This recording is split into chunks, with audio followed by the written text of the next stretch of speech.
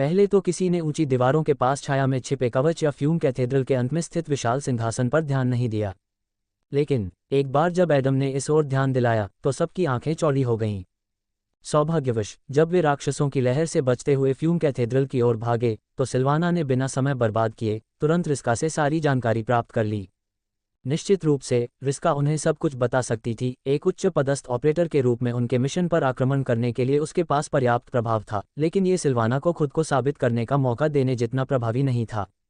देखो, ये fume throne है और यही मुख्य कारण है कि मूर्तियां इस बात पर नजर रखती हैं कि फ्यूम कैथेड्रल में कौन प्रवेश करता है, और उन्हें इस बात की परवाह नहीं है कि वह राक्षस है या इंसान। उनके लिए सिर्फ एक ही चीज मायने रखती है, वह है शक्ति। RRRRRGGGGGH। सिल्वाना आगे बोलना चाहती थी, लेकिन अचानक गेट की दिशा से एक दयनीय दहाड़ सुनाई दी। जल्द ही उन्होंने एक अजीब, अप्रिय आवाज सुनी, जैसे कि एक सेंटीपीड अपने लंबे शरीर को हिलाते हुए सीढ़ियों पर चढ़ रहा हो। जल्द ही दो रोते हुए हारा गेट के सामने दिखाई दिए। उनकी स्याही भरी आंखें सीधे एडम, ऑस्कर और अन्य लोगों पर गईं, और उनके चेहरों पर संतुष्टि की मुस्कान दिखाई दी। अपने कार्यों के परिणामों से डरे बिना दोनों राक्षस आगे बढ़े और अपने घृणित हाथों को प्रेतों की ओर बढ़ाया, जो गेट से 10 मीटर से अधिक दूर नहीं थे। लेकिन किसी समय उन्होंने आगे बढ़ना बंद कर दिया, भले ही वे ऐसा करना चाहते थे। पीछे मुड़ने पर रोते हुए हरहास ने पाया कि एक विशाल पत्थर का हाथ उनकी पूंछ को कसकर पकड़ रहा था, जैसे कि वे छोटे सांप हों जिन्हें कोई मजबूत आदमी रोक नहीं सकता। फिर प्रतिमा ने रोते हुए हरहास को किसी कीड़े की तरह जमीन से ऊपर उठा लिया। RRRRRGGGHHHHH। रोते हुए हराहों ने फुफकारते हुए और चीखते हुए ऐसी तीखी आवाज निकाली मानो वे दुष्स्वप्न से निकलकर वास्तविकता में एक डरावनी चीज बन गई हों। लेकिन मूर्ति के चेहरे पर कोई भावना नहीं दिखी। ऐसे कमजोर प्राणियों की चीखें उसके ध्यान के लायक नहीं थीं। होश। एक तीव्र गति से मूर्ति ने रोते हुए हरहास को जमीन पर गिरा दिया तथा ठोस सतह से टकराने के हिंसक प्रभाव के दबाव से उनके शरीर सचमुच फट गए। फिर प्रतिमा ने रोते हुए हरहास को फिर से उठाया और उनके पहले से ही मृत शरीरों को किसी बेकार कचरे की तरह एक तरफ फेंक दिया। हे भगवान, कैटरीन अविश्वास में बुदबुदाई, हमें उन बदमाशों को हराने के लिए बहुत क्षमता और ताकत लगानी पड़ी, लेकिन इस मूर्ति ने उन्हें विशुद्ध शारीरिक शक्ति से फर्श पर पटक दिया। मैं आपके आश्चर्य को समझती हूँ, लेकिन विचलित होने की कोई ज़रूरत नहीं है। जल्द ही यहाँ और भी राक्षस आएंगे जिन्हें मूर्तियाँ नहीं रोक पाएंगी। सिल्वाना ने शांति से कहा, उनका ध्यान वापस लाने की कोशिश करते हुए। एडम ने सिर हिलाया, वह सबसे पहले होश में आया। उसे एहसास हुआ कि मूर्तियों की ताकत अभी उतनी महत्वपूर्ण नहीं थी, क्योंकि उन्हें उनके खिलाफ लड़ने की जरूरत नहीं थी। तो वे शूरवीर। एडम ने छाया में छिपे कवच को देखते हुए बुदबुदाया, क्या फ्यूम सिंहासन की रक्षा के लिए उनकी यहाँ जरूरत है? इस सिंहासन में इतना मूल्यवान क्या है? सिल्वाना ने अपना सिर हिलाया। नहीं, ये धुएं के कवच हैं और इसीलिए ये यहाँ नहीं हैं। धुएं का सिंहासन खुद की रक्षा करने में सक्षम है और आप में से किसी को भी धुएं के सिंहासन पर बैठने की कोशिश नहीं करनी चाहिए, अन्यथा आप सबसे ज्यादा मर जाएंगे। उस खौफनाक चीज के पास भी मत जाना, यह इस तरह से सबसे सुरक्षित है। सिल्वाना ने आगे कहा, फ्यूम थ्रोन लगातार यहाँ मौजूद ऊर्जा को अवशोषित कर रहा है, और जाहिर तौर पर किसी ने भी काफी समय से फ्यूम थ्रोन पर कब्जा करने की कोशिश नहीं की है। अगर आप इस पर बैठते हैं तो सिंहासन आप पर हमला करेगा, आपको बुरी तरह से चोट पहुंचाएगा या आपको मार देगा। एडम ने भौहें सिकुड़ी, धीरे से सिर हिलाया और फ्यूम थ्रोन को गौर से देखा। पहले आपने कहा था कि फ्यूम कैथेड्रल में अभी कोई विशेष रूप से शक्तिशाली राक्षस नहीं है। अब मैं पूरी तरह से समझ गया कि आप क्या कह रहे थे, लेकिन क्या होगा यदि कोई राक्षस इतना शक्तिशाली हो कि फ्यूम सिंहासन पर बैठ सके और सिंहासन उस राक्षस को योग्य मान ले? एडम ने पूछा, जबकि उसकी नज़र गहरी हो गई। सिल्वाना ने अपने होंठ काटे। उस स्थिति में इस राक्षस को वह सारी ऊर्जा मिल जाएगी जो फ्यूम थ्रोन ने इतने लंबे समय तक अवशोषित की है। लेकिन ये सबसे बुरी बात नहीं है, इस प्रकार की ऊर्जा राक्षस के विकास को तुरंत ट्रिगर करने में सक्षम नहीं होगी, जैसे कि अगर प्राइम थंडर डेमन लावा राजा को खा जाता है। फ्यूम थ्रोन निष्क्रिय रूप से पर्यावरण और जमीन में मौजूद कई क्रिस्टल से अपनी ऊर्जा खींचता है, खासतौर पर फ्यूम कैथेड्रल के नीचे। यह ऊर्जा राक्षस को जल्दी से अपनी शक्ति भंडार को फिर से भरने, अपनी सीमा तक पहुंचने और विकास के लिए तैयार होने की अनुमति देगी, लेकिन यह एक लंबी प्रक्रिया है। एडम ने सिर हिलाया, लेकिन इनमें से कोई भी दूसरा लाभ जितना महत्वपूर्ण नहीं है ना? सिल्वाना के होठों के कोने थोड़े ऊपर उठ गए। हाँ, जब फ्यूम सिंहासन पर कब्जा कर लिया जाता है तो वह राक्षस अपने अधीन फ्यूम कवच को नियंत्रित करने के लिए स्वतंत्र होता है। लेकिन इसका मतलब यह नहीं है कि फ्यूम कवच तब तक निष्क्रिय रहेगा और सजावट के रूप में काम करेगा। पहले आपने मान लिया था कि फ्यूम आर्मर्स फ्यूम सिंहासन की रक्षा कर रहे हैं, लेकिन ये सच नहीं है। फ्यूम आर्मर्स का एक अलग काम है, वे न्यायाधीश के रूप में काम कर रहे हैं। सिल्वाना ने गंभीरता से कहा। न्यायाधीशों? क्या, इसका क्या मतलब है? कांपना, कांपना, कांपना। अचानक जमीन हिल गई क्योंकि राक्षसों का एक नया समूह फ्यूम कैथेड्रल के पास पहुंचा। कुल 9 थे और वे सभी एक जैसे दिख रहे थे। वे लगभग 3 मीटर लंबे विशालकाय राक्षस थे जिनके कंधे चौड़े और मांसपेशियां बहुत ज्यादा थीं। उनके शरीर मोटे भूरे रंग के फर से ढके हुए थे जैसे बर्फीली जमीनों के भालू होते हैं। उनके अगले पंजे पिछले पंजों से काफी बड़े थे, वे चौड़े और लंबे थे, विशेषकर उनकी हथेलियां जिनमें से 6 लंबे पंजे निकले हुए थे। यदि वे चाहें तो राक्षस अपने पंजों को अपने पंजों के साथ मोड़ सकते थे, केवल अपनी उंगलियों को छोड़ सकते थे जिन्हें कसकर मांस के हथौड़ों का रूप देने के लिए बंद किया गया था। राक्षसों के सिर पर छोटे सींग थे जिनका कोई व्यावहारिक उपयोग नहीं था, जबकि उनके जबड़े शक्तिशाली थे और लंबे नुकीले दांत थे जो स्टील के टुकड़े को भी फाड़ सकते थे। सिल्वाना, एडम ने पूछा। वह पहले से ही जानती थी कि उसे क्या चाहिए। जरूर, ये शोर करने वाले पैरोसेस हैं। शोर करने वाले पैरोसेस हल्के पीले रंग के खतरनाक राक्षस हैं और वे वीपिंग हराहा से ज्यादा ताकतवर हैं, हालांकि उनके पास कोई अनोखी क्षमता नहीं है। उनकी लगभग सारी शक्ति उनकी विशुद्ध शारीरिक शक्ति में केंद्रित है। सिल्वाना ने तुरंत जवाब दिया। कांपना, कांपना, कांपना। गेट के पास तेजी से पहुंचते हुए शोरगुल वाले पैरोस ने अपने वजन से जमीन को हिला दिया, लेकिन फ्यूम कैथेड्रल के प्रवेश द्वार पर पहुंचकर वे रुक गए और अपनी निगाहें मूर्तियों की ओर उठाईं। उनसे पहले यहां आए अन्य राक्षसों के विपरीत, उन्होंने महसूस किया कि आगे बढ़ने से पहले गार्डों से अनुमति लेना बेहतर होगा। अजीब बात यह है कि मूर्तियों ने किसी भी तरह से प्रतिक्रिया नहीं की, जिससे शोरगुल वाले पैरोसेस को आगे बढ़ने का मौका मिल गया तथा वे फ्यूम कैथेड्रल में प्रवेश कर गए। इसका केवल एक ही अर्थ हो सकता है, मूर्तियों ने शोर मचाने वाले पैरोस को योग्य और पर्याप्त रूप से मजबूत माना। इस प्रकार अब आदम और अन्य को 9 राक्षसों का सामना करना पड़ा जो रोते हुए हरहास से अधिक शक्तिशाली थे, जिन्हें मूर्तियों ने अयोग्य समझकर मार डाला था। ठीक है, हमारे पास कोई और विकल्प नहीं है, इसलिए चलो लड़ते हैं। अगर हम साथ मिलकर काम करें तो हम उन्हें हरा सकते हैं। मुझे ऐसा लगता है, ऑस्कर ने ईमानदारी से कहा, अपनी तलवार को कसकर पकड़ते हुए और एक कदम आगे बढ़ते हुए। शोर मचाने वाले पैरोस ने इधर उधर देखा, बड़े से मुस्कुराए और अपनी छाती को मुट्ठियों से पीटना शुरू कर दिया, जिससे ऐसी आवाजें निकल रही थीं जो मानव कानों के लिए अप्रिय थीं। अब मैं समझ गया, अब मुझे समझ आया कि उनका नाम ऐसा क्यों रखा गया। एडम ने भौहें सिकुड़ते हुए चारों ओर देखा। हुश! अचानक बिना किसी चेतावनी के सभी 9 शोर मचाने वाले पैरों से उनके सामने आ खड़े हुए और उनमें से एक ने सीधे ऑस्कर पर निशाना साधते हुए आगे की ओर छलांग लगा दी। क्रैकल! इससे पहले कि ऑस्कर या कोई अन्य कुछ कर पाता, शोरगुल मचाने वाला पारोस अचानक रुक गया, अपनी इच्छा से नहीं बल्कि इसलिए क्योंकि फ्यूम आर्मर्स की 2 काली तलवारें उसकी गर्दन पर तान दी गई थीं। वे राक्षस के पास ऐसे प्रकट हो गए मानो कहीं से अचानक आ गए हों। एडम की आंखें चौड़ी हो गईं, फिर उसने केवल एक ही बात सोची। फ्यूम आर्मर्स की क्या भूमिका थी? इस बदहाल जगह के न्यायाधीशों की क्या भूमिका थी? एडम और अन्य लोग फ्यूम स्टैच्यूज के संचालन के लिए लागू अजीब नियमों को स्वीकार करने में सक्षम थे। वे फ्यूम कैथेड्रल के संरक्षक थे और उन्हें केवल योग्य लोगों को ही अंदर जाने देना था। ये बात समझ में आती है। जो लोग काफी मजबूत थे, वे वहां से गुजरकर एडम और बाकी प्रेतों का शिकार करने में सक्षम थे, जो राजसी द्वारों के पीछे छिपने की कोशिश कर रहे थे। शोर मचाने वाले पैरोस गेट लाइन में प्रवेश करने में कामयाब रहे और फ्यूम स्टैच्यूज ने उन्हें योग्य समझकर अंदर जाने दिया, लेकिन जैसे ही उनमें से एक ने फैंटम पर हमला किया, फ्यूम आर्मर्स सक्रिय हो गए। काले कवच पहने 2 शूरवीरों ने अपनी आबनूस तलवारें राक्षस की गर्दन पर रख दी, जो ऐसा लग रहा था जैसे उसने कोई नियम तोड़ा हो। हालांकि यह उससे आगे नहीं बढ़ पाया। फ्यूम आर्मर्स ने वास्तव में नॉइजी पारोस पर हमला नहीं किया और अपनी तलवारें दूर रख दी, कुछ कदम पीछे हट गए। शोर मचाते हुए पारोस ने सांस रोक ली। उसने कुछ भी करने की हिम्मत नहीं की और न ही फैंटम्स ने। सबने उन 2 धुआं कवचों की ओर देखा जो एक ही स्थान पर खड़े थे और कुछ भी नहीं कर रहे थे।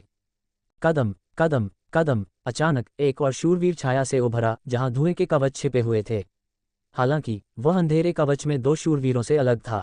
उसका कवच बर्फ की तरह सफेद, ढीला और बहता हुआ था, जिसमें लाल कपड़े का भरपूर प्रयोग किया गया था, जो एक धारा की तरह बह रहा था तथा शूरवीर के लंबे शरीर को आंशिक रूप से ढक रहा था। इससे पहले कि एडम कुछ कह पाता, सिल्वाना की आवाज उसके दिमाग में गूंज उठी। एडम, ये फ्यूम जज है।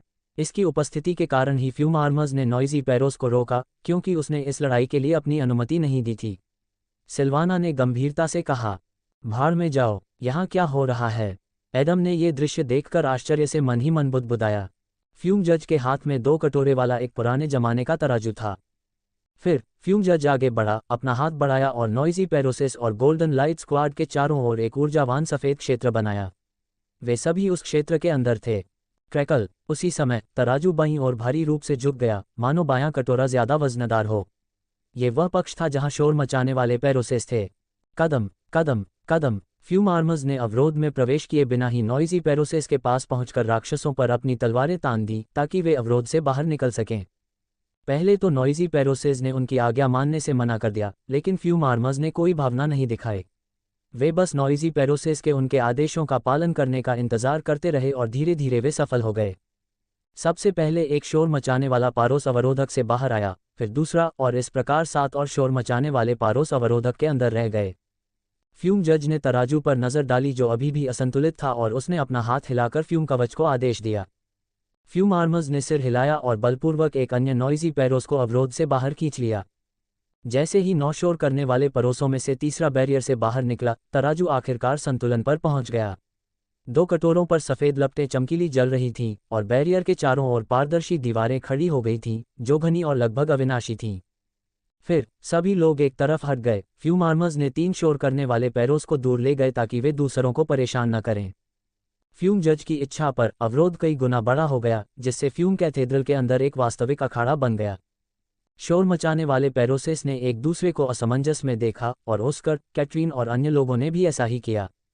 दस्तक दस्तक दस्तक। एडम ने विचारपूर्ण दृष्टि से अवरोध पर कुछ बार थपथपाया, मानो वह इसकी स्थायित्व की परीक्षा ले रहा हो। अरे, मुझे यकीन नहीं है कि अगर मैं इसे अपनी सुई से छेद दूं तो मैं इसे खरोंच भी सकता हूं। हालांकि मैं यह नहीं कह सकता कि मैं यहां से जाना चाहता हूं। एडम ने पीछे मुड़कर नॉइजी पेरोसेस पर एक नज़र डालने से पहले सोचा। एडम के चेहरे पर एक मुस्कुराहट उभर आई। उसे स्लिवाना से और कोई स्पष्टीकरण नहीं चाहिए था। अब उसे पूरी तरह से समझ आ गया था कि यहाँ क्या चल रहा था और यह जगह कैसे काम करती है। अजीब बात है, अगर उन्हें फ्यूम कैथेड्रल का एक शब्द में वर्णन करना हो तो वे चुनेंगे न्याय। हाँ, ये राक्षसों से भरा हुआ स्थान है और मृत भूमि में स्थित है तथा सख्त नियमों के तहत संचालित होता है। अन्य लोगों को भी पहले ही पता चल गया था कि यहाँ क्या हो रहा है। हाँ, तो 6 बनाम 6 है न? ऑस्कर उत्साह से मुस्कुराया। यह अच्छी बात है। अब मुझे इस बात का कोई अफसोस नहीं है कि हमने यहाँ से भागने का फैसला किया। ये जगह इस नरक से बाहर निकलने के लिए हमारी जीवन रेखा है। तभी ऑस्कर ने एडम की ओर देखा। अरे, 3 संवर्धनों से आप उनमें से कितनों को मार सकते हैं? फॉलन क्रिप्ट तक पहुंचने और अब तक के बीच ज्यादा समय नहीं बीता था। एडम को अभी भी कैटरिन, ओसाना और लैरो की 3 अलग अलग क्षमताओं से बढ़ावा मिला हुआ था। वह अपनी शक्तियों के चरम पर था। मुझे नहीं पता, लेकिन मैं अपनी तरफ से पूरी कोशिश करूंगा। एडम ने लापरवाही से कंधे उचकाए और सुई को बुलाकर युद्ध में उतरने के लिए तैयार हो गया। रुको, ओसाना ने उसे रोका। जल्दी मत करो। हम इन नियमों का उपयोग करके समय खरीद सकते हैं। हमें उन्हें मारने की ज़रूरत नहीं है। हम उन्हें गंभीर रूप से घायल कर सकते हैं और बस इंतज़ार कर सकते हैं। आखिरकार अवरोध ही हमारी रक्षा करेगा। बाकी लोग हैरान थे कि ओसाना के पास पहले से ही ऐसी योजना थी, लेकिन उन्होंने सहमति जताते हुए सिर हिलाया। अगर उन्हें इन नियमों का पालन करने के लिए मजबूर किया जाए तो वे इससे लाभ उठा सकते हैं। फ्यूम जज ने उसे स्पष्ट रूप से सुना और असमंजस में अपना सिर झुका लिया। ऐसा लग रहा था कि उसे उम्मीद नहीं थी कि ओसाना इतनी जल्दी इस तरह की बात समझ जाएगी। फिर उसने अपना हाथ आगे बढ़ाया और बैरियर के ऊपर एक सफ़ेद घड़ी प्रकट हुई, जो ये दर्शा रही थी कि उनके पास अपनी लड़ाई के विजेता का पता लगाने के लिए केवल 10 मिनट का समय है। पफट, तुम्हें और भी जोर से बोलना चाहिए था ताकि हर कोई हमें सुन सके। कैटरिन ने ओसाना की ओर हाथ हिलाते हुए चिढ़कर कहा। ओसाना ने भौहें सिकुड़ी, लेकिन कुछ भी कहने की जहमत नहीं उठाई। आखिरकार इस समय उनकी मुख्य चिंता जीवित रहना और शोरगुल मचाने वाले पैरोस को हराना था। एडम ने गहरी सांस ली। ठीक है, चूंकि हम कैटरिन की मदद से अपनी ताकत जल्दी से वापस पा सकते हैं, इसलिए मैं आपको पीछे हटने की सलाह नहीं देता, क्योंकि मैं ऐसा नहीं करूंगा। एडम ने अपनी कलाकृति का उपयोग करने से पहले एक बड़ी मुस्कान के साथ कहा। उसके पूरे शरीर में बिजली के झटके दौड़ गए। उसके सिर के बाईं ओर एक बिजली का सींग दिखाई दिया और उसके पैर जमीन से थोड़ा ऊपर उठ गए। फ्यूम जज ये देखकर हैरान रह गए, क्योंकि उनके तराजू अभी भी पूरी तरह संतुलित थे। ऐसा लग रहा था कि फ्यूम जज को इस बात पर विश्वास नहीं हो रहा था कि नॉइजी पैरोस को इस बिजली के नरक में जीवित रहने के लिए किस चुनौती का सामना करना पड़ेगा। ओसाना फ्यूम जज को ध्यान से देख रही थी। वह अकेली थी जिसने फ्यूम जज की अजीब प्रतिक्रिया को नोटिस किया था। मैं समझता हूँ, तो ये तराजू किसी विशेष प्राणी की पूरी ताकत को नहीं समझ सकते। सबसे अधिक संभावना है कि ये तराजू किसी प्राणी की ताकत का अंदाजा उसकी आभा से लगाते हैं, बिल्कुल मूर्तियों की तरह। यह अच्छा है, इससे हमें 3 सहायकों के साथ एक दस्ते के रूप में लाभ मिलेगा। इसके अलावा ओसाना ने एडम को घूर कर देखा, जो भागने के लिए अपना शरीर आगे की ओर झुका रहा था। वह हमारे पक्ष में है। वूश! उसी क्षण एडम एक बिजली की चमक में बदल गया और खुद को पहले शोर करने वाले पारोस के बगल में पाया। राक्षस को उम्मीद नहीं थी कि एडम इतना तेज होगा। इतने तेज हमले से वह आश्चर्यचकित हो गया, लेकिन उसने तुरंत अपने होश संभाले और अपने पंजे उठाए और एडम पर हथौड़ों की तरह प्रहार करने लगा। आर आर आर आर आर आर आर जी एच एच एच एच एच एच। शोर मचाते हुए पारोस ने तेज आवाज निकाली, जिससे हवा हिल गई। क्रैकल! एक सफेद सुई राक्षस के जबड़े में घुस गई, जो आसानी से आगे तक गई और उसके मस्तिष्क को छेद दिया।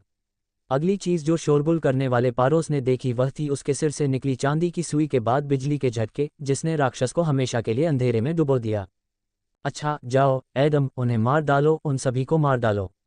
एडम को शोर मचाने वाले पैरोस को काटते हुए देखकर सिल्वाना ने अंदर से थोड़ी पागलपन भरी मुस्कान के साथ कहा। घड़ी के प्रकट होने और एडम के हमले के कुछ ही सेकंड के भीतर उसने 2 शोरगुल वाले पैरोस को मार डाला था। सब कुछ इतनी तेजी से हुआ कि शोरगुल वाले पैरोस को यह एहसास ही नहीं हुआ कि वह कितना शक्तिशाली है। वास्तव में अपनी सामान्य अवस्था में एडम शायद ही विशुद्ध शारीरिक शक्ति में शोर करने वाले पैरोसे से आगे निकल सकता था। अगर उनकी मुट्ठियां टकराती तो गति ने राक्षस के बजाय एडम को एक तरफ फेंक दिया होता। लेकिन 3 एम्प्लीफिकेशन के तहत उनके बीच ताकत में अंतर महत्वपूर्ण था। इसके अलावा जो सबसे ज्यादा मायने रखता था वह था एडम की गति और उसकी सुई की नॉइजी पैरोस की सख्त खाल को भेदने और उनकी कमजोरियों तक जल्दी पहुंचने की क्षमता।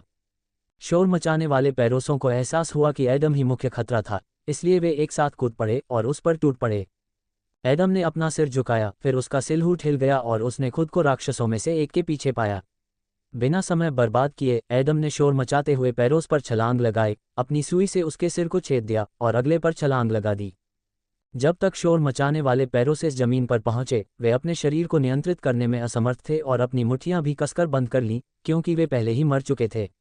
सभी। एडम ने अपना सिर उठाया और अपनी घड़ी देखी। उनकी लड़ाई को सिर्फ 25 सेकंड ही बीते थे। 6 नॉइजी पैरोस को मारने में उसे इतना ही समय लगा था। अब वह सचमुच महत्वपूर्ण क्षण था जो उन सब के मन में उठ रहे प्रश्न का उत्तर देगा। वे ऐसा किस लिए कर रहे थे? खैर, वास्तव में नहीं। एडम और अन्य लोगों को एहसास हुआ कि इस तरह से वे राक्षसों की लहर से छिप सकते हैं और उनमें से केवल एक छोटे से हिस्से से लड़ सकते हैं, न कि एक साथ सभी से। इसके अलावा फ्यूम जज और नियमों के लिए धन्यवाद, वे एक निष्पक्ष और सुरक्षित प्रारूप में लड़ रहे थे। लेकिन फ्यूम कैथेड्रल में ऐसे नियम किस लिए थे? होश! जैसे ही फ्यूम जज आगे बढ़ा, अवरोध घड़ी की सुई की तरह गायब हो गया। बर्फ सफ़ेद कवच पहने शूरवीर ने कपड़े के नीचे से 3 खाली कोठरियों वाला एक गोल पत्थर का स्लैब निकाला। फिर उनकी इच्छा से एक कक्ष चमक उठा, जिससे ऊर्जा से एक भाले के साथ एक मूर्ति का आकार बन गया, जो गेट के सामने स्थित धूम्र प्रतिमाओं की तरह ही दिख रही थी, बस कुछ 100 गुना छोटी। फ्यूम जज ने एडम की ओर देखा, फिर स्लैब की ओर इशारा किया और निकास की ओर देखा, लेकिन मुख्य निकास की ओर नहीं, बल्कि फ्यूम कैथेड्रल के पीछे वाले निकास की ओर। एडम ने सिर हिलाया और समझ गया कि फ्यूम जज उसे क्या समझाने की कोशिश कर रहा था। मैं समझ गया, तो हमें 2 बार और जीतना होगा और फिर वे हमें जाने देंगे। ऑस्कर ने उलझन में अपना सिर पीछे खुजलाते हुए सुझाव दिया। उसे नियम समझने में परेशानी हो रही थी। हाँ, बहुत संभव है। कैटरीन ने सिर हिलाया, हालांकि मुझे लगता है कि इसमें इससे कहीं अधिक है, क्योंकि हम किसी भी समय जा सकते हैं। किसी और चीज़ के लिए 3 जीत की आवश्यकता है। कैटरीन सही कह रही है। सिल्वाना ने उनकी बातचीत में दखल देते हुए कहा, अगर आप 3 जीत हासिल कर लेते हैं तो फ्यूम स्टैच्यू आपको अयोग्य लोगों से बचाएंगे। मूल रूप से आप सुरक्षित रूप से इस क्षेत्र को छोड़ सकते हैं और एक सुरक्षित क्षेत्र में जा सकते हैं जहां एक लड़ाकू आपको उठा सकता है। सिल्वाना सभी विवरण और सूक्ष्मताएं समझाने में बहुत अधिक समय नहीं लगाना चाहती थी, इसलिए उसने उन्हें मुख्य सार बताया। ठीक है, तो फिर हम लड़ते रहेंगे, एडम ने शांति से कहा। इसके अलावा हमारे अगले प्रतिद्वंद्वी पहले से ही आ रहे हैं। उसी समय ड्रैगन दुनिया से आए 3 विशालकाय छिपकली जैसे जीव फ्यूम कैथेड्रल में प्रवेश कर गए। उनके शरीर सैकड़ों पत्थर की कीलों से बने घने कवच से ढके हुए थे और उनके पंजे असामान्य बैंगनी लताओं से सजे हुए थे जो इच्छानुसार अंधेरे के हथियारों में बदल सकते थे। उनके सिर पर 2 लंबे सींग थे, उनकी आंखें संकरी थीं, जिनकी पलकें घने शल्कों से ढकी हुई थीं। अरे, ये तो आसान नहीं होने वाला है, एरला ने गले में कुछ अटकाकर कहा। लड़ाई में भाग लेने के लिए तैयार हो रही थी। उसने पिछली लड़ाई में कुछ नहीं किया था और एडम को छोड़कर बाकी सभी ने भी ऐसा ही किया था। .. क्रैकल! 10 मिनट के बाद एडम ने राक्षस का सिर एक तरफ फेंक दिया जिसे पहले ऑस्कर की तलवार ने काट दिया था। कुछ कठिनाइयों से गुजरने के बाद भी वे जीतने में कामयाब रहे और अगली लड़ाई के लिए तैयार थे। बहुत बढ़िया, हमें बस एक बार जीतना है और फिर हम यहाँ से निकल जाएंगे, लेरो ने जोर से कहा। एडम ने चारों ओर देखते हुए भौहें सिकोड़ी। अंदर पहले से ही कई दर्जन राक्षस थे जिन्हें फ्यूम स्टैच्यू ने अंदर जाने दिया था, लेकिन फ्यूम जज और फ्यूम आर्मर्स उन्हें युद्ध में शामिल होने की अनुमति नहीं दे रहे थे। वे बस अपनी बारी का इंतजार कर रहे थे, प्रेत को अपने शिकार के रूप में घूर रहे थे जिनका भाग्य निर्धारित था। हाँ, लेकिन ऐसा लगता है कि यह बिल्कुल भी आसान नहीं होगा, ओसाना ने उस विशाल छाया को घूरते हुए कहा जो उनकी ओर आ रही थी। मूर्तियों ने राक्षस को घूर कर देखा तथा उसे अंदर आने देने में कोई परेशानी नहीं हुई। अरे एडम, ये फॉग हंटर है, पिछले छिपकलियों और शोर करने वाले पैरों से इसकी तुलना में ये बहुत शक्तिशाली है। वह केवल एक है, लेकिन पिछले सभी हल्के पीले राक्षसों को आपने पहले ही मार दिया है, वे उसे कोई परेशानी नहीं दे पाएंगे, सिल्वाना ने थोड़ी चिंता के साथ कहा। एडम ने सिर हिलाया और फॉग हंटर की ओर एक नज़र डाली। यह एक लंबा जीव था जिसका दुबला शरीर गंदे भूरे रंग की त्वचा से ढका हुआ था। इसका सिर गोल था और इसमें लंबा जबड़ा और टेढ़े नुकीले दांत निकले हुए थे। फॉग हंटर का सबसे महत्वपूर्ण हथियार उसके प्रत्येक हाथ पर 5 बेहद लंबे पंजे थे। कभी कभी उसके पंजों के बीच से एक खतरनाक चमक निकलती थी, जैसे कोई घातक ब्लेड हो। फॉग हंटर फैंटम्स के पास गया और बड़ी मुस्कान के साथ मुस्कुराया, फिर उसने फ्यूम जज की ओर एक नज़र डाली, मानो उससे लड़ाई शुरू करने के लिए कह रहा हो। अरे, उसे देखकर ही मेरे रोंगटे खड़े हो रहे हैं, लेरो ने अपनी आवाज़ में स्पष्ट भय के साथ कहा। फॉग हंटर बहुत मजबूत नहीं दिखता था, लेकिन वह वास्तव में डराने वाला था, हालांकि उसकी ताकत बहुत अच्छी थी। फ्यूम जज ने सिर हिलाया और अपना हाथ आगे बढ़ाया ताकि अवरोध पैदा हो सके। फॉग हंटर फ्यूम कैथेड्रल के नियमों से अच्छी तरह वाकिफ था। कदम कदम कदम कदम कदम, लेरो को फॉग हंटर ने भयभीत कर दिया था, लेकिन अचानक सभी को कुछ ऐसा ही महसूस हुआ जिसमें एडम, फ्यूम जज और यहाँ तक कि फ्यूम स्टैच्यूज भी शामिल थे जो अजेय प्राणी लग रहे थे। सभी लोग वापस गलियारे की ओर मुड़ गए, जिनमें दर्जनों राक्षस भी शामिल थे जो पहले प्रेतों को शिकारी मुस्कान के साथ देख रहे थे। फिर उनके चेहरों पर एक भयानक भय दिखाई दिया। तारांकन सीटी। अचानक एक आत्मा को भेदने वाली सीटी की आवाज आई, जो हवा से नहीं बल्कि किसी ऐसे व्यक्ति की थी जो उनकी दिशा में आ रहा था। कदम कदम कदम। कुछ और कदमों के बाद, जिसकी गूंज चारों ओर गूंज रही थी, सभी ने सीढ़ियों के नीचे से एक परछाई को उठते देखा जो किसी सामान्य व्यक्ति से ज्यादा लंबी नहीं थी। असल में ऑस्कर उस परछाई से भी लंबा था। राक्षस का शरीर एक पुराने, कई जगह से फटे हुए काले लंबे कोट से ढका हुआ था, जिसका कॉलर ऊंचा था। राक्षस के 2 हाथ और पैर थे, जिनके नंगे हिस्से सफ़ेद पट्टियों से ढके हुए थे। इससे पता चला कि यह एक क्राउन टाइप राक्षस था। राक्षस की त्वचा पीली थी, आंखें शांत काली थीं, तथा मुंह बिल्कुल मानव जैसा था, तथा उसमें कोई खौफनाक नुकीले दांत, जीभ या ऐसा कुछ भी नहीं था। क्या राक्षस के पास कोई हथियार था? खैर, राक्षस की पीठ पर एक विशाल ग्रे ताबूत था जिसमें से राक्षस के हर कदम के साथ धूल गिर रही थी। क्या बकवास है, ये कैसा कमीना है, मुझे इसे देखते ही ठंड क्यों लगती है, एडम ने गले में कुछ अटका कर कहा। वह अपने शरीर की कांपती हुई आवाज को रोक नहीं पाया। कदम। राक्षस रुक गया और धुएं की मूर्तियों को देखने लगा। ऐसा लगा जैसे वह उनसे अंदर आने की अनुमति मांग रहा था, लेकिन ऐसा बिल्कुल नहीं था। कांपना कांपना कांपना। अचानक राक्षस से एक राजसी और अविश्वसनीय रूप से शक्तिशाली आभा निकलने लगी, जिसने उसके चारों ओर की हर चीज को अपने प्रभाव में ले लिया। आह, लेरो चिल्लाया। दबाव के कारण उसे तुरंत उल्टी आ गई और उसका चेहरा भय से विकृत हो गया। सबसे कमजोर राक्षस भयभीत पिल्लों की तरह कोनों में छिप गए, इस दुष्स्वप्न का सामना करने के लिए तैयार नहीं थे। क्रैकल। एक ही पल में धुएं की मूर्तियां घुटनों के बल गिर गईं और उसे एक विशेष पात्र के रूप में सम्मानित किया, जिसके पास असाधारण शक्ति थी। राक्षस ने सिर हिलाया और शांत कदमों से आगे चला गया। सभी लोग, राक्षस, फ्यूम आर्मर्स, फ्यूम जज, एडम और गोल्डन लाइट स्क्वाड, उसकी ओर चौड़ी खुली आंखों से देख रहे थे, ये कल्पना करके भयभीत थे कि यह राक्षस वास्तव में कौन था। कदम कदम कदम। ऐसा प्रतीत होता है कि पलक झपकते ही राक्षस एडम और फॉग हंटर की ओर ध्यान दिए बिना ही उनके पास से गुजर गया। फिर 100 लोगों की निगाहों के सामने राक्षस फ्यूम थ्रोन के पास पहुंचा और अपनी पीठ पर रखे ताबूत को फर्श पर गिरा दिया। क्रैकल। ताबूत मजबूत जमीन में धंस गया, जिससे उसमें दरारें पड़ गईं और वह टूट गया, जिससे पता चला कि उस चीज का वजन कितना था। ऑस्कर की आंखें अविश्वास से चौड़ी हो गईं। उसे यह कल्पना करने में डर लग रहा था कि अपनी पीठ पर इतना वजन उठाने के लिए उसे कितनी शारीरिक शक्ति की आवश्यकता होगी।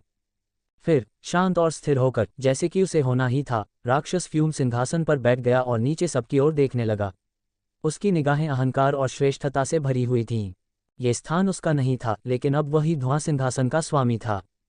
राक्षस ने अपना एक पैर दूसरे पर रखा और अपना गाल हाथ पर टिकाकर अपने सामने खड़े दयनीय प्राणियों को ऊब भरी आंखों से देखा। जल्द ही राक्षस की आभा को पूरी तरह से महसूस करते हुए एडम और अन्य लोगों को एक साधारण बात का एहसास हुआ, उनके सामने वाला राक्षस पीला खतरा स्तर नहीं था, यह एक स्तर कम था। आदम, सिल्वाना ने कांपती हुई आवाज में कहा, उसका शरीर रोंगटे खड़े कर रहा था और उसकी आंखों में केवल डर था। एडम, यह पर्पल थरेट लेवल का शीर्ष एक है, हजारों पर्पल थरेट राक्षसों में सबसे शक्तिशाली। सिल्वाना ने फुसफुसाते हुए कहा, यह कहना नहीं चाहती थी। Plague reaper, light yellow Tharet राक्षसों से लड़ना शुरू करने और पर्पल थरेट लेवल के कुछ सबसे मजबूत राक्षसों को हराने के बाद एडम को लगा कि वह पहले से कहीं ज्यादा केटू स्तर के करीब था। वह पहले से ही अगले स्तर के सबसे कमजोर राक्षसों को हराने के लिए पर्याप्त मजबूत था, जो कि आमतौर पर अधिकांश के वन फैंटम्स के लिए असंभव या अत्यंत कठिन था। हालांकि एडम को पहले ही यह एहसास हो गया था कि उसकी क्षमताओं को पार करना संभव था जब उसने एडिर और कायला ने फाल हिल जेल में प्रागो को हराया था। लाइट येलो और पर्पल थरेट लेवल के बीच का अंतर बहुत बड़ा था, लेकिन सही परिस्थितियों में इसे मैनेज किया जा सकता था। बेशक बहुत कुछ फैंटम की शक्ति पर निर्भर करता था और इस बात पर भी कि उसे सपोर्ट के साथ बढ़ाया गया था या नहीं। हालांकि एक ऐसा नियम था जिसके बारे में एडम को पता नहीं था। अगर K1 फैंटम ने पर्पल थरेट लेवल के टॉप 10 में से किसी को भी हरा दिया तो इसका मतलब था कि वह लाइट येलो थरेट लेवल के सबसे कमजोर राक्षसों से लड़ने में सक्षम था। इस नियम में एक अतिरिक्त नियम भी था। यदि K1 फैंटम शीर्ष 3 में से किसी को भी हरा देता है तो वह लाइट येलो के निचले भाग से भी अधिक शक्तिशाली राक्षसों से लड़ सकता है। जाहिर है, चूंकि एडम ने एसेंस थंडर डेमन और प्राइम थंडर डेमन को मार डाला था, वह इस नियम के काम करने का एक स्पष्ट उदाहरण था। एडम ऐसा एकमात्र मामला नहीं था। K1 फैंटम्स में काफ़ी सक्षम लोग थे, लेकिन उनमें से भी केवल एक छोटा सा अंश ही K1 फैंटम्स के वास्तविक शिखर तक पहुंच पाया। अधिकांश K1 फैंटम्स, यहाँ तक कि एडम जैसे लोग भी, जो विभिन्न कारणों से लंबे समय तक K1 स्तर पर रहे थे, उनका सामना पर्पल थरेट स्तर के शीर्ष 10 में से किसी एक विशेष राक्षस से नहीं हुआ था। बेशक सभी K1 फैंटम्स ने टॉप 10 में से सभी राक्षसों को दूर से नहीं देखा था, लेकिन उनमें से प्रत्येक की उपस्थिति का एक निश्चित मौका था। अजीब बात यह है कि स्नो फॉलोअर्स भी टॉप 10 में सबसे दुर्लभ नहीं थे। हाँ, सभी बैंगनी खतरा स्तर राक्षसों में सबसे दुर्लभ शीर्ष -1 प्लेग रीपर था, और यह सभी फैंटम्स और गढ़ के लिए एक वास्तविक आशीर्वाद था। सबसे पहले प्लेग रीपर केवल रात में ही दिखाई दे सकता था। दिन के समय या सूर्यास्त के समय भी प्लेग रीपर के दिखाई देने का कोई रिकॉर्ड नहीं था। ऐसा लगता था कि यह राक्षस बस सूरज की रोशनी से नफरत करता था, उसे चांद और रात का अंधेरा ज्यादा पसंद था। दूसरा, स्नो फॉलोअर्स या थंडर डेमन्स किसी दिलचस्प काम के लिए या किसी रोमांचक लड़ाई में हिस्सा लेने के लिए आ सकते हैं। खास तौर पर थंडर डेमन्स, भले ही वे टॉप 2 थे, लेकिन कई घटनाओं के दौरान उनका सामना अक्सर होता था। लेकिन इनमें से कुछ भी प्लेग रीपर पर लागू नहीं होता। ये राक्षस बहुत ही कम बार और अज्ञात कारणों से प्रकट होता है। हालांकि इनमें से कोई भी बात मायने नहीं रखती, क्योंकि अभी प्लेग रीपर फ्यूम कैथेड्रल में फ्यूम सिंहासन के शीर्ष पर बैठा हुआ था। प्लेग रीपर का सामना करना K1 फैंटम के लिए सबसे बुरी बात थी, क्योंकि उसकी ताकत उसके निकटतम प्रतिद्वंद्वी एसेंस थंडर डेमन से कहीं अधिक थी। प्लेग रीपर ने अभी तक एक भी हमला नहीं किया था, लेकिन उसकी आभा, चाल और अभिमानी निगाहें ये कल्पना करने के लिए पर्याप्त थीं कि यह प्राणी क्या करने में सक्षम था। लैरो, क्या तुम ठीक हो? एरला ने उत्साह से दौड़ते हुए लैरो के पास जाकर कहा, जिसने पहले प्लेग रीपर की आभा के पीछे से उल्टी की थी। मुझे नहीं पता, यह ऐसा नहीं होना चाहिए। मैं प्राइम थंडर डेमन के सामने डरा नहीं था, लेकिन उसकी आभा ने मुझे जमीन पर गिरा दिया। लैरो ने अपनी आवाज में असली डर के साथ कहा। बाकी लोग भी ऐसा ही महसूस कर रहे थे। कैटरीन और ओस्कर के पैर कांप रहे थे और ओसाना ने अपनी मुट्ठियां कसकर भींच ली थीं। यह समझना जरूरी था कि प्लेग रीपर ने इच्छाशक्ति या अपनी आत्मा का इस्तेमाल नहीं किया था। यह एक सरल आभा थी जो हर शक्तिशाली राक्षस या प्रेत के पास होती थी। लैरो, एरला और अन्य लोग ये कल्पना भी नहीं करना चाहते थे कि अगर प्लेग रीपर ने अपनी आभा का उपयोग पूरी शक्ति से करने का फैसला किया तो उनके साथ क्या होगा, अपनी श्रेष्ठता दिखाने के लिए नहीं बल्कि हमला करने के लिए। कदम कदम कदम। जब प्रेत राक्षस डरे हुए पिल्लों की तरह एक कोने में दुबके हुए थे और वे होश में आने की कोशिश कर रहे थे, तब फॉग हंटर आत्मविश्वास से आगे बढ़ा। उसका लंबा दुबला शरीर आराम से आगे की ओर बढ़ रहा था। उसके पैरों के तीखे पंजों से पत्थर के फर्श पर खरोंचें पड़ रही थीं। उसने प्लेग रीपर को ऐसे देखा जैसे वह उसका प्रतिद्वंद्वी हो, नहीं जैसे वह कोई सच्चा purple Tharet level up start हो। फॉग हंटर ने सोचा कि प्लेग रीपर फ्यूम सिंहासन पर बैठने और बाकी सभी को अहंकार से देखने के योग्य है। फॉग हंटर के लिए प्लेग रीपर एक राक्षस था जिसके पास प्रभावशाली ताकत थी, लेकिन फिर भी वह फॉग हंटर से एक स्तर नीचे था। फॉग हंटर एक निम्न स्तर के राक्षस से ऐसी धृष्टता बर्दाश्त नहीं करने वाला था। अपने अगले कदम के साथ फॉग हंटर प्लेग रीपर के ठीक सामने रुक गया, जो सिंहासन पर अभी भी उसी मुद्रा में बैठा था। एक पैर दूसरे पर रखा हुआ था और उसका गाल उसके हाथ पर टिका हुआ था और वह उबा हुआ दिख रहा था। रुआ! फॉग हंटर ने अपनी तीखी चीख से हवा को हिलाकर रख दिया और चारों ओर हवा की धाराएं भेज दी, जिनमें से कुछ धाराएं ऑस्कर और अन्य लोगों तक पहुंची। अरे, ये शक्ति क्या है? ऑस्कर ने भौहें सिकोड़ते हुए हवा के झोंकों से अपने हाथ से खुद को ढक लिया। फॉग हंटर ने प्लेग रीपर को डराने के लिए ये दहाड़ लगाए, लेकिन इसके परिणाम मुख्य रूप से अन्य लोगों पर ही पड़े, जिससे ये पता चला कि फॉग हंटर गंभीर था। होश! एक ही पल में फॉग हंटर ने अपनी लंबी भुजाओं को फ्यूम सिंहासन पर घुमाया तथा अपने लंबे तीखे पंजों से हवा को चीर डाला। अपने अंगों की गति और शक्ति से फॉग हंटर कई पवन ब्लेड बनाने में सक्षम था, जो सीधे पत्थर के सिंहासन के ऊपर से उड़ते हुए पास की दीवार से टकराते थे। ये सब देखकर किसी को भी बहुत डर लगना चाहिए था, और ऐसा हुआ भी। अब राक्षस और प्रेत न केवल प्लेग रीपर से बल्कि फॉग हंटर की शक्ति से भी डरे हुए थे। रुको, क्या अब हम वाकई उन्हें लड़ते हुए देखेंगे? क्या ये हमारे लिए यहाँ से निकलने का मौका हो सकता है? एरला ने अपनी आंखों में उम्मीद के साथ सुझाव दिया। वह भी बाकी सभी की तरह अब इस दुष्स्वप्न में नहीं रहना चाहती थी। फ्यूम स्टैच्यूज की मदद से उन्हें यहाँ से निकलने में मदद के लिए एक और जीत की आवश्यकता थी, लेकिन यह शायद ही संभव था क्योंकि फ्यूम जज को अगली लड़ाई शुरू करने की कोई जल्दी नहीं थी। लैरो ने कुछ बार सक्रियता से सिर हिलाया। हाँ दोस्तों, एरला सही कह रही है। भले ही वह प्लेग रीपर हो, वह फॉग हंटर को इतनी जल्दी नहीं हरा पाएगा। अन्य राक्षस बुरी तरह डरे हुए हैं। ये हमारे लिए साइड गेट से बचकर सुरक्षित क्षेत्र की ओर जाने का मौका हो सकता है। लैरो ने अपनी आंखों में उत्साह के साथ कहा। ऑस्कर ने गहरी सहमति से सिर हिलाने से पहले लैरो और एरला की ओर देखा। ठीक है, ये काम कर सकता है। जब तक फ्यूम जज का ध्यान भटका हुआ है, हम फ्यूम आर्मर्स के साथ साथ चल सकते हैं, उन्हें हमें छूना नहीं चाहिए। ऑस्कर ने कांपती आवाज में चारों ओर देखते हुए कहा। कैटरिन ने अपने होंठ काटे। वह यहाँ से जाना नहीं चाहती थी क्योंकि स्कारलेट पायरोमेंसर अभी भी यहाँ थी, लेकिन वह बहस नहीं करने वाली थी। प्लेग रीपर कोई भूतिया खतरा नहीं था, वह असली था और वह उनके ठीक सामने था। अगर वह चाहता तो फ्यूम थ्रोन में मौजूद ज्यादातर लोगों को मार सकता था।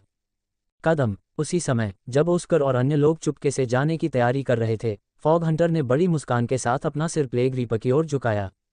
RRRGH! फॉग हंटर ने अपना जबड़ा चौड़ा किया तो उसके अंदर दर्जनों नुकीले नुकीले दांत दिखाई दिए। हालांकि इससे प्लेग रीपर बिल्कुल भी नहीं डरा। प्लेग रीपर बस फॉग हंटर के करीब गया और अपना मुंह थोड़ा सा खोला, जिससे काली हवा बाहर निकल गई। फिर जैसे ही यह हवा फॉग हंटर के मुंह में प्रवेश की, फॉग हंटर का शरीर हिंसक रूप से हिलने लगा, जब तक कि राक्षस मरकर जमीन पर गिर नहीं गया। क्या बकवास है, ऑस्कर ने अविश्वास में कहा, फॉग हंटर को देखते हुए जो जमीन पर सक्रिय रूप से छटपटा रहा था, जैसे कि उसे किसी घातक बीमारी ने जकड़ लिया हो जो कुछ ही सेकंड में जान ले सकती थी। फॉग हंटर का शरीर ऐंठ गया और हिलने लगा। उसके पंजे जमीन पर खरोंच रहे थे, मानो वह उस दर्द से निपटने की कोशिश कर रहा हो जो उसके सीने के अंदर बढ़ रहा था, जो पल पल बढ़ता जा रहा था। प्लेग रीपर, जिसने फॉग हंटर के साथ ऐसा किया था, वह अपने शिकार को उसकी आसन मृत्यु से पहले पीड़ा में छटपटाता हुआ देखता रहा।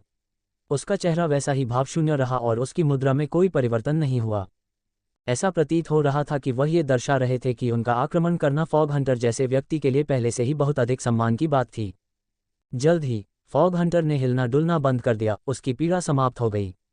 उसकी मृत्यु के बाद उसकी त्वचा काफी पीली हो गई और उसका दुबला पतला और मांसल शरीर बहुत सूख गया, कमजोर और बेकार हो गया। सिल्वाना, यह क्या था? एडम ने कांपती हुई आवाज में पूछा। ऐसा नहीं है कि उसने कुछ किया हो, उसने बस अपना मुंह खोला और वह काली हवा, वह क्या था? यद्यपि सिल्वाना गढ़ में दूर थी और सुरक्षित थी, लेकिन अब वह आंशिक रूप से अपने होश में आ सकी थी। ठीक है, शांत हो जाओ, मुझे अब एडम की मदद करनी है। ये वाकई एक बड़ा संकट है और मुझे अपना ध्यान केंद्रित रखना है। आखिरकार एडम खतरे में है, मैं नहीं। सिल्वाना ने गहरी सांस लेने से पहले मन ही मन कहा। फिर उसने शांत और आत्मविश्वास से भरी नज़र से अपनी आंखें खोली और अपने प्रेत की मदद करने चली गई। एडम, इसमें कुछ भी अजीब या असामान्य नहीं है, क्योंकि वह एक प्लेग रीपर है। वह काली हवा, वह उसकी घातक सांस है। अगर तुम या कोई भी उस हवा में सांस लेता है तो तुम्हारे साथ भी वही होगा जो फॉग हंटर के साथ हुआ था, सिल्वाना ने समझाया। अजीब बात यह है कि एडम बिल्कुल भी चिंतित नहीं था, भले ही सिल्वाना ने कुछ बहुत ही भयानक बात बताई थी। उसने सचमुच कहा कि प्लेग रीपर अपनी सांस से उन्हें मार सकता है। हालांकि सिल्वाना ने ये शांति और आत्मविश्वास से किया। उसकी आवाज़ ने जादुई रूप से एडम को अपना दिमाग शांत रखने में मदद की। ये खतरनाक है, लेकिन इस हमले का दायरा छोटा है और वह इसे बार बार नहीं दोहरा पाएगा।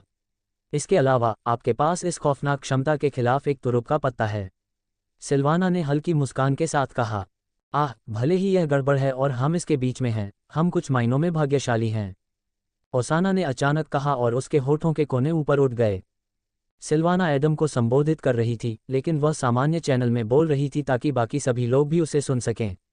इसलिए ओसाना को यह समझने में कोई परेशानी नहीं हुई कि सिल्वाना आखिरी संदेश में किस बारे में बात कर रही थी। लगता है हम बिना लड़े यहाँ से नहीं जा पाएंगे। फॉग हंटर बहुत जल्दी मर गया। प्लेग रीपर की मौत की सांस के खिलाफ उसके पास कोई बचाव नहीं था। इसके अलावा फॉग हंटर एक बेवकूफ़ की तरह उसके बहुत करीब आ गया था। ओसाना ने अपनी छड़ी को कसकर पकड़ने से पहले मुस्कुराया। तभी उसकी आंखें चमक उठीं और उसने लाठी को जमीन पर पटक दिया, जिससे हवा की नीली धाराएं उठने लगीं। एडम और कैटरिन ने उलझन में इधर उधर देखा। उन्हें समझ नहीं आया कि क्या हो रहा है, क्योंकि ओस्कर, लेरो और एरला के विपरीत उन्होंने ओसाना को पहले कभी इस क्षमता का उपयोग करते नहीं देखा था। फिर हवा की कई धाराएं 6 बवंडरों में विभाजित हो गईं, जो उनमें से प्रत्येक पर उतरीं और उनके शरीर के करीब आती गईं। जल्द ही नीली हवा लगभग अदृश्य हो गई और एक नीली चमक की तरह हो गई, जिसने एक घूंघट की तरह उन दोनों को ढक लिया। ओह, कितना अच्छा एहसास है, एडम ने ताजगी महसूस करते हुए कहा, मानो वह पौधों और शक्तिशाली पेड़ों से भरे पहाड़ों की ऊंचाई पर था। ओसाना ने सिर हिलाया। यह मेरी अन्य क्षमता या कैटरिन की जड़ों की तरह बिल्कुल प्रवर्धन नहीं है, इसलिए एडम, आपको इससे बहुत अधिक दबाव महसूस नहीं होगा। ओसाना ने शांति से कहा। उसने महसूस किया कि एडम का शरीर पहले से ही अपनी सीमा पर था। वह एक साथ 3 सुदृढ़ीकरणों को अपने साथ ले जा रहा था और उसके शरीर पर और अधिक दबाव डालना खतरनाक था।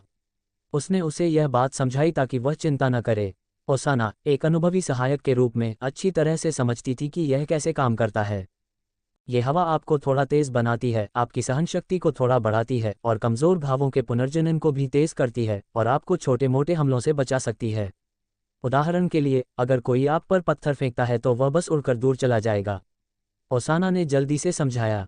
उनकी किस्मत से प्लेग रीपर को कोई जल्दी नहीं थी। ऐसा लगता था कि वह अपने शिकार के पहले कदम उठाने का इंतजार करना पसंद करता था। ये तरीका ज़्यादा दिलचस्प था। उसके पास इसके लिए पर्याप्त धैर्य था। लेकिन ये सबसे महत्वपूर्ण बात नहीं है। मैं आमतौर पर इस क्षमता का उपयोग तब करता था जब हम जहर वाले राक्षसों से लड़ते थे। ये हवा किसी जहरीले बादल या ऐसी ही किसी चीज़ से बचा सकती है। ओसाना ने पहले से ही मृत फॉग हंटर की ओर देखते हुए आत्मविश्वास से कहा। एडम की आंखें बड़ी हो गईं और उसके चेहरे पर एक संतुष्ट मुस्कान आ गई। मैं समझ गया, एडम ने अपने हाथ की ओर देखते हुए कहा, जिसके चारों ओर कभी कभी नीली हवा गुजरती थी। यह एक सामान्य वृद्धि है और यह हमें अंधेरी हवा से बचा सकती है। ओसाना ने सिर हिलाया। हाँ, लेकिन मैं किसी को भी प्लेग रीपर के इतने करीब जाने की सलाह नहीं देता। मेरी हवा आपको उसकी घातक सांस से बचाएगी, लेकिन ये केवल एक अपेक्षित सिद्धांत है। हम में से किसी ने भी पहले इतने खतरनाक प्रतिद्वंद्वी से लड़ाई नहीं की है। रुको, ऑस्कर ने खुद को लगभग घबराया हुआ पाते हुए कहा। सब लोग उसे हैरान होकर देख रहे थे। वह अजीब लग रहा था, उसकी उंगलियां कांप रही थीं, माथे पर पसीना आ रहा था और उसकी आंखों में सिर्फ डर और अनिश्चितता थी। क्या तुम सच में उस राक्षस से लड़ना चाहते हो? यह एक प्लेग रीपर है। यह एक टॉप 1 है। देखो, गेट अभी भी खुला है, राक्षस अभी भी हिलने से डरते हैं और हम अभी भी यहाँ से भाग सकते हैं। ऑस्कर ने अपने हाथ की एक लहर के साथ कहा। ओसाना ने भौहें सिकुड़ी। उसे स्पष्ट रूप से ऑस्कर की प्रतिक्रिया पसंद नहीं आई। एरला और लेरो हैरान थे और एडम और कैटरिन ने जल्दी से कोई निर्णय लेने की कोशिश करते हुए इधर उधर देखा। लेकिन वे सब कुछ भूल गए थे। फ्यूम कैथेड्रल में सत्ता उनकी नहीं थी। फ्यूम सिंहासन पर जो बैठा था वही प्रभारी था। हालांकि फ्यूम थ्रोन ने अभी तक अपनी ऊर्जा अपने नए स्वामी को नहीं दी थी, लेकिन प्लेग रीपर को वह करने का पूरा अधिकार था जो वह चाहता था। फ्यूम कैथेड्रल से जुड़ी हर चीज़ उसकी इच्छा के अधीन थी। क्लिक करें। अचानक एक चटसी आवाज हुई। एक सरल किंतु गूंजती हुई प्रतिध्वनि चारों ओर फैल गई। सभी ने अचानक अपना सिर सिंहासन की ओर घुमाया और प्लेग रीपर को देखा, जिसने अभी अभी अपनी उंगलियां चटकाई थीं। क्रैकल। सभी फ्यूम आर्मर्स और फ्यूम जज ने उसकी दिशा में देखा, फिर उनकी निगाहें गेट की ओर चली गईं। फ्यूम कैथेड्रल में 3 द्वार थे। प्रवेश द्वार के सामने एक विशाल द्वार और दूर छोर पर 2 साइड गेट। प्रत्येक द्वार के बगल में फ्यूम की मूर्तियां थीं। कांपना, कांपना, कांपना। उसी क्षण सभी ने धरती को हिलते हुए महसूस किया, भूकंप की तरह नहीं, बल्कि दैत्यों जैसे विशालकाय प्राणियों के शक्तिशाली कदमों की तरह। इसके बाद गेट के सामने के प्रवेश द्वारों पर लंबी छायाएं छाने लगीं, जिसके बाद फ्यूम स्टैच्यूज ने धीरे धीरे गेट को बंद करना शुरू कर दिया। शायद अगर एडम चाहता या कोई राक्षस काफी तेज होता तो वह समय रहते बाहर भाग सकता था, लेकिन वह वहीं खड़ा रहा और देखता रहा कि गेट धीरे धीरे बंद हो रहा है। क्रैकल। कुछ ही सेकंड में सभी दरवाजे कसकर बंद कर दिए गए, जिससे पता चल गया कि यह स्थान अब उनका कारागार है, उनका पिंजरा है जिसमें किसी का भी जीवित बचना संभव नहीं है।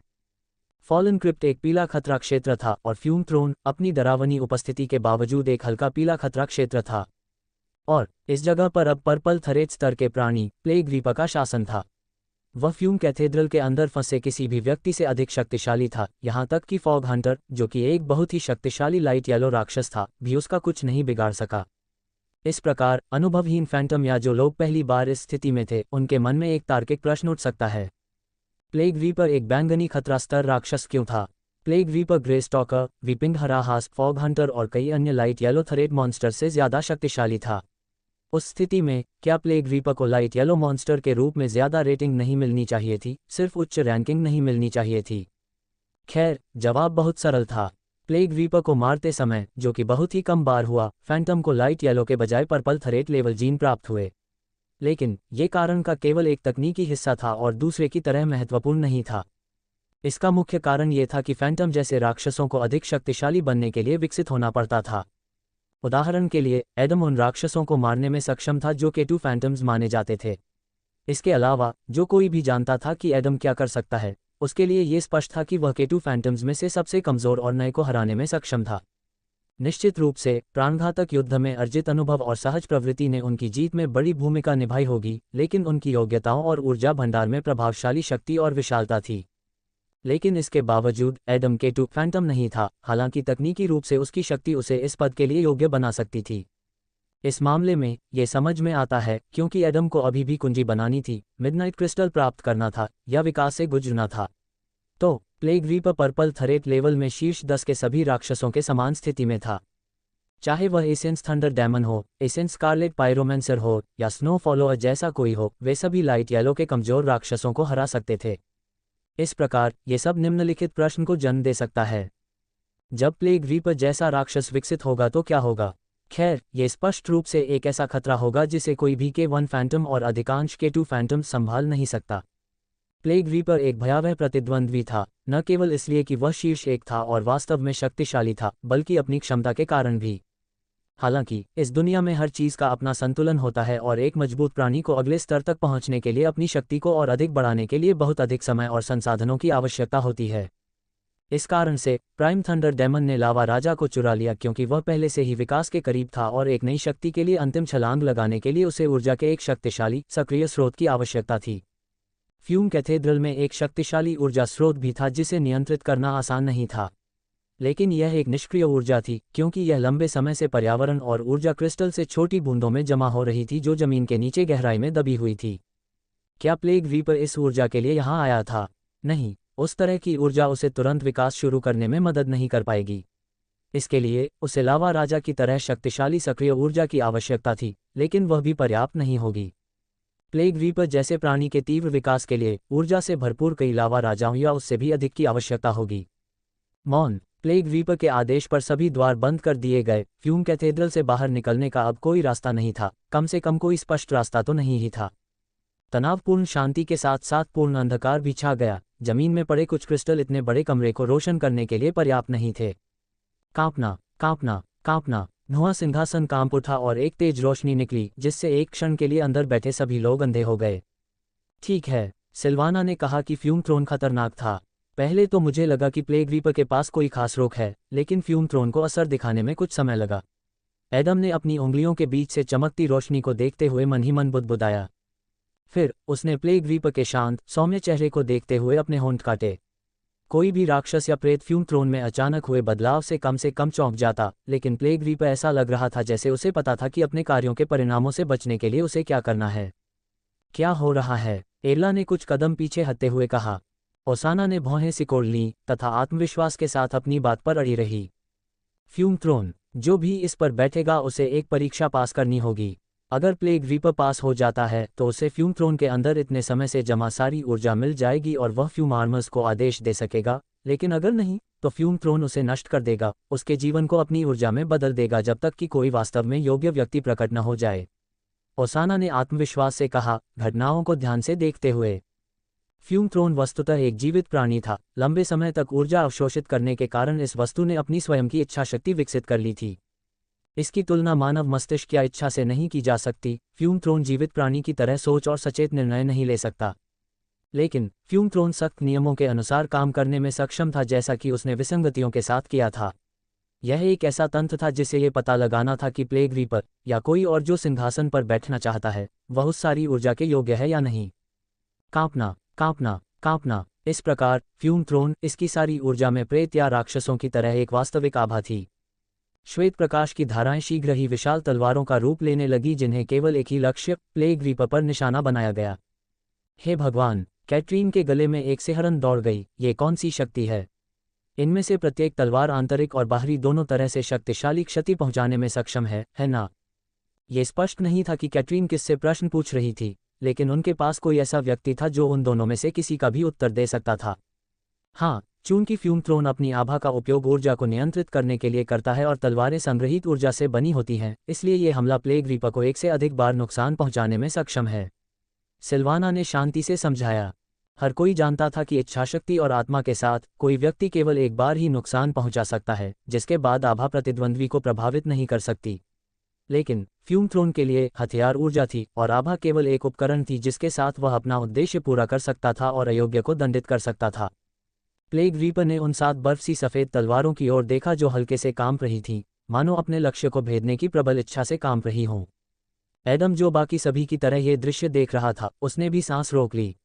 अब उसे पूरी तरह से समझ आ गया था कि अगर वह फ्यूम सिंहासन पर बैठा तो उसके साथ क्या होगा। उसे यकीन नहीं था कि उसकी क्षमताएं और आभा 7 तलवारों में से प्रत्येक को रोकने या चकमा देने के लिए पर्याप्त होंगी या नहीं।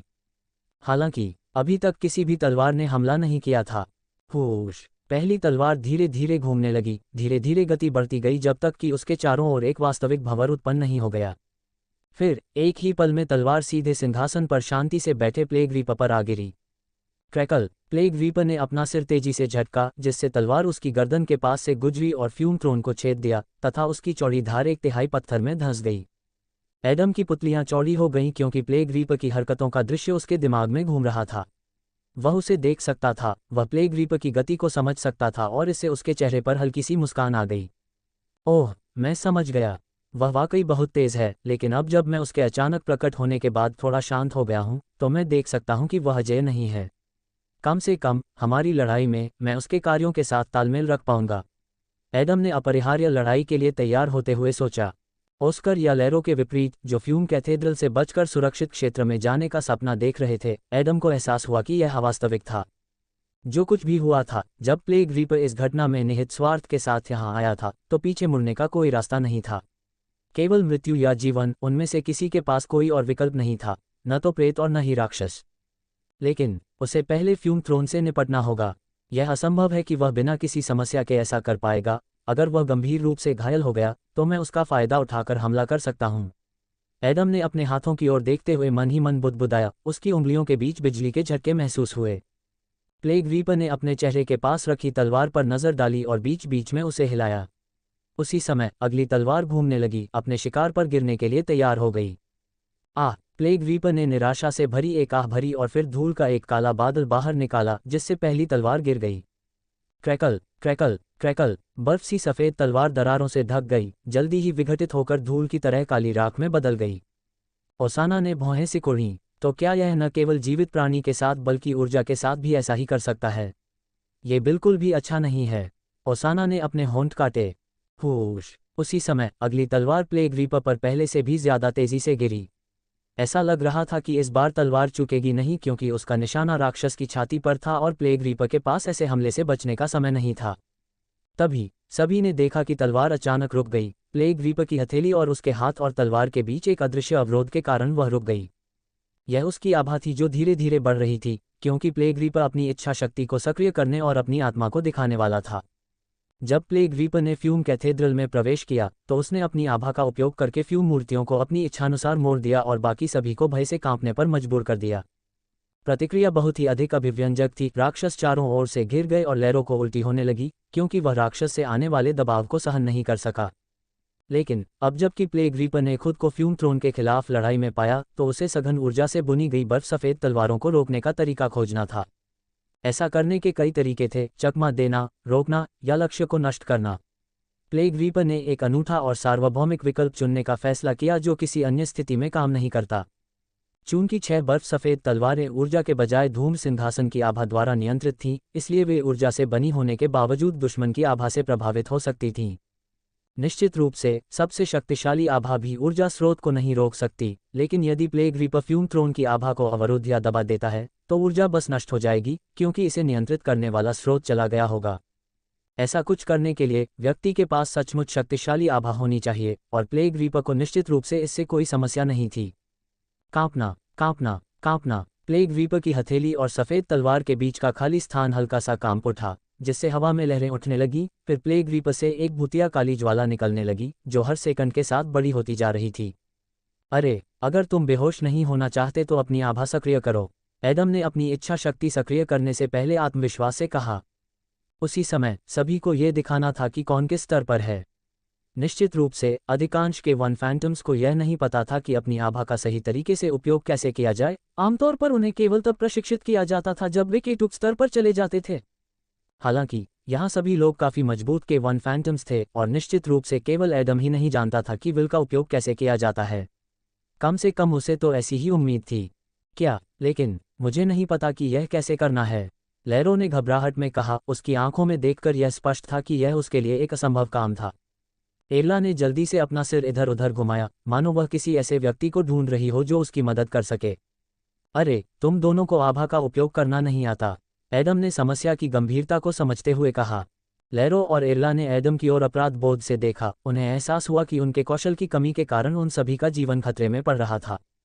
अचानक ऑस्कर के ऊपर एक सुनहरी चमक दिखाई दी, और एक पारदर्शी विशाल तलवार जो उसकी प्रथम चरण आत्मा थी, उसके सिर के ऊपर बन गई। आह, ऐसा लगता है कि हमारे पास उसकी आभा का विरोध करने के अलावा कोई विकल्प नहीं है।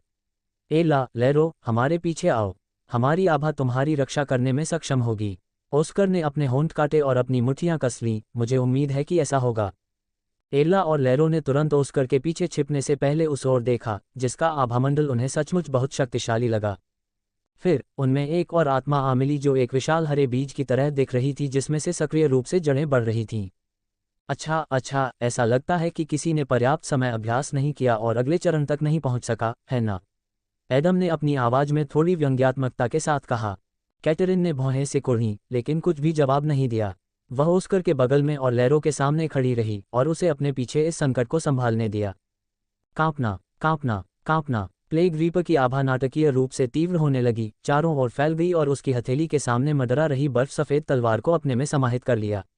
तलवार के चारों ओर की अदृश्य सुरक्षाएं जोर जोर से हिलने लगीं, जब तक कि फ्यूम थ्रोन की आभा इतनी कमज़ोर नहीं हो गई कि वह अब तलवार में ऊर्जा को बनाए नहीं रख सकती थी। मृत्यु के समान काली आभा ने तलवार को अपने में समाहित कर लिया, उसे पूरी तरह तोड़ दिया और उसकी ऊर्जा नष्ट हो गई। लेकिन फ्यूम थ्रोन के पास अभी भी 5 तलवारें थीं जो सक्रिय रूप से घूमने लगीं। फ्यूम थ्रोन अब और पीछे नहीं हटने वाला था और एक ही हमले में प्लेग रीपर पर अपनी पूरी शक्ति छोड़ने वाला था, लेकिन प्लेग रीपर भी खुद को रोकने वाला नहीं था। उसकी आभा, जो उसे काली लपटों की तरह ढक रही थी, ऊपर की ओर बढ़ी और एक पागल निगाह और कपटी मुस्कान के साथ एक खोपड़ी में तब्दील हो गई। और आवाज़ नहीं निकाल सकता था, बोलना तो दूर की बात थी, लेकिन इस खोपड़ी की हरकत से ऐसा लगता था जैसे वह जंगली खुशी और वास्तविक क्रूरता के साथ हंस रहा हो। उस समय प्लेग रीपर की आभा नाटकीय रूप से फैल गई तथा उसने अपने चारों ओर की सभी चीज़ों को अपने में समाहित कर लिया, शेष 5 तलवारें, राक्षस तथा प्रेत। एडम की पुतलियां सिकुड़ गईं क्योंकि उसने अपनी आभा को छोड़ा, तुरंत दूसरे चरण की आत्मा को बुलाया। उसे उम्मीद थी कि यह प्लेग रीपर की आभा को उन्हें नष्ट करने से रोकने के लिए पर्याप्त होगा। कदम, कदम, कदम। उनके पीछे जल्दबाजी और घबराहट भरी आवाज़ें आ रही थीं। एडम ने पलटकर देखा कि अंधेरे कोनों में छिपे राक्षस उनकी ओर आ रहे थे। अजीब बात यह है कि राक्षस उन पर हमला करने वाले नहीं थे। इस स्थिति में वे डरावने राक्षसों की बजाय डरे हुए जानवरों की तरह लग रहे थे।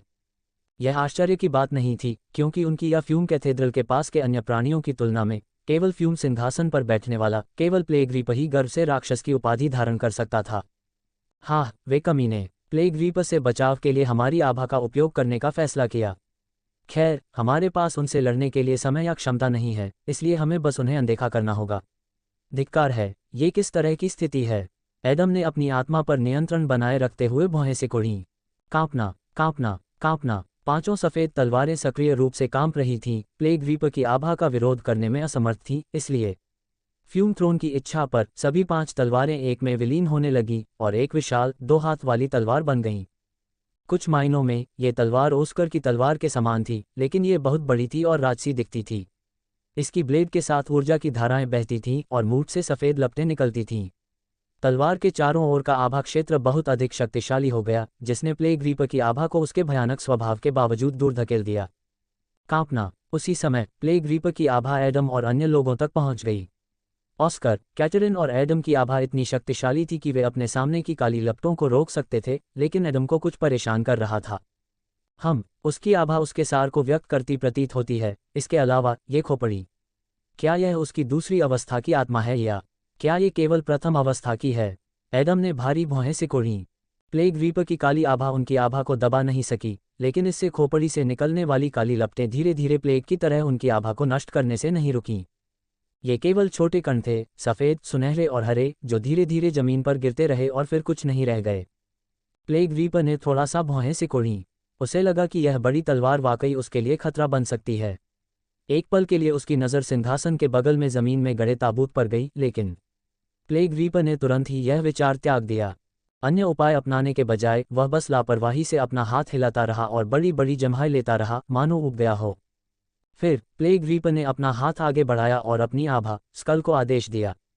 अध्याय का आनंद लें। खोपड़ी ने बड़े पैमाने पर मुस्कुराहट बिखेरी और सक्रिय रूप से कांपने लगी और पूरी तरह से नई चीज में तब्दील हो गई। काली लपटें एक लंबे फटे हुए लबादे का रूप लेने लगी, जिसने लंबे सिलहूट को ढक दिया।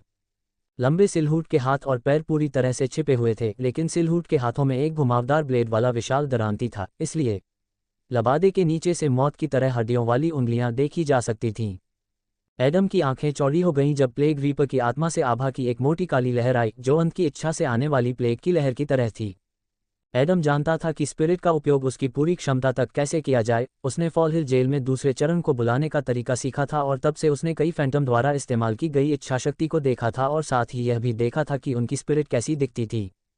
कुछ राक्षसों ने एडम के सामने भी अपनी आभा का प्रयोग किया। ये कम बार हुआ, लेकिन उसके पास अनुभव था। एडम ने देखा था कि पहले चरण की आत्मा को हमेशा एक हथियार के रूप में दर्शाया जाता था। उसके मामले में भी ये वैसा ही था। उसकी पहली चरण की आत्मा एक सुई की तरह दिखती थी, जो कि प्रेत बनने के पहले दिन से लेकर अब तक उसका प्राथमिक हथियार रहा था। इस प्रकार एडम ने फैसला किया कि प्लेग रीपर के ऊपर मंडराती खोपड़ी उसकी दूसरी अवस्था की आत्मा से ज्यादा कुछ नहीं थी। ये तर्कसंगत था, क्योंकि यह खोपड़ी एक हथियार से ज्यादा एक सार और एक छाया की तरह थी, जो दूसरे चरण का स्पष्ट संकेत था। लेकिन जैसा कि बाद में पता चला, वह बहुत गलत था। सिल्वाना, जो ये सब देख रही थी, प्लेग रीपर की आभा से एक वास्तविक भय का अनुभव कर रही थी। सौभाग्य से वह इसके प्रभावों को महसूस नहीं कर सकी, अन्यथा वह पहले ही बेहोश हो चुकी होती या संभवतः मर चुकी होती। एक साधारण व्यक्ति के रूप में वह एक क्षण के लिए भी प्लेग रीपर की आभा का विरोध नहीं कर पाती, और ऐसी शक्ति की आभा से होने वाली आंतरिक क्षति उसके दिल को फटने के लिए पर्याप्त होती। हे भगवान, उसकी आत्मा तो मौत जैसी दिखती है। हालांकि प्लेग रीपर से आप और क्या उम्मीद कर सकते हैं? सिल्वाना ने घबराते हुए कहा। वह एडम के भविष्य को लेकर बहुत घबराए और चिंतित महसूस करते हुए अपने नाखूनों को जोर जोर से काटने लगी। कांपना, कांपना, कांपना। विशाल बर्फ सफ़ेद तलवार कांपने लगी और जल्द ही प्लेग रीपर की श्रेष्ठ शक्ति के तहत, जो मौत की तरह चारों ओर फैल गई, नष्ट हो गई। क्या उसकी पहली अवस्था की आत्मा को एक साधारण तलवार से निपटने में कुछ समय लगाना पड़ा, लेकिन वह तलवार, जो पिछली तलवारों से कहीं अधिक शक्तिशाली है, उसने उस तलवार को एक पल में ही नष्ट कर दिया। एडम ने अपने दांत पीसते हुए मन ही मन कहा। अध्याय खोजें। जल्द ही काली लौ की एक नई लहर उन तक पहुंची, खोपड़ी से नहीं बल्कि दरांती वाले सिलहूट से। ये लौ पिछली लौ जितनी आक्रामक और सक्रिय नहीं थी, लेकिन यह और भी डरावनी होती जा रही थी।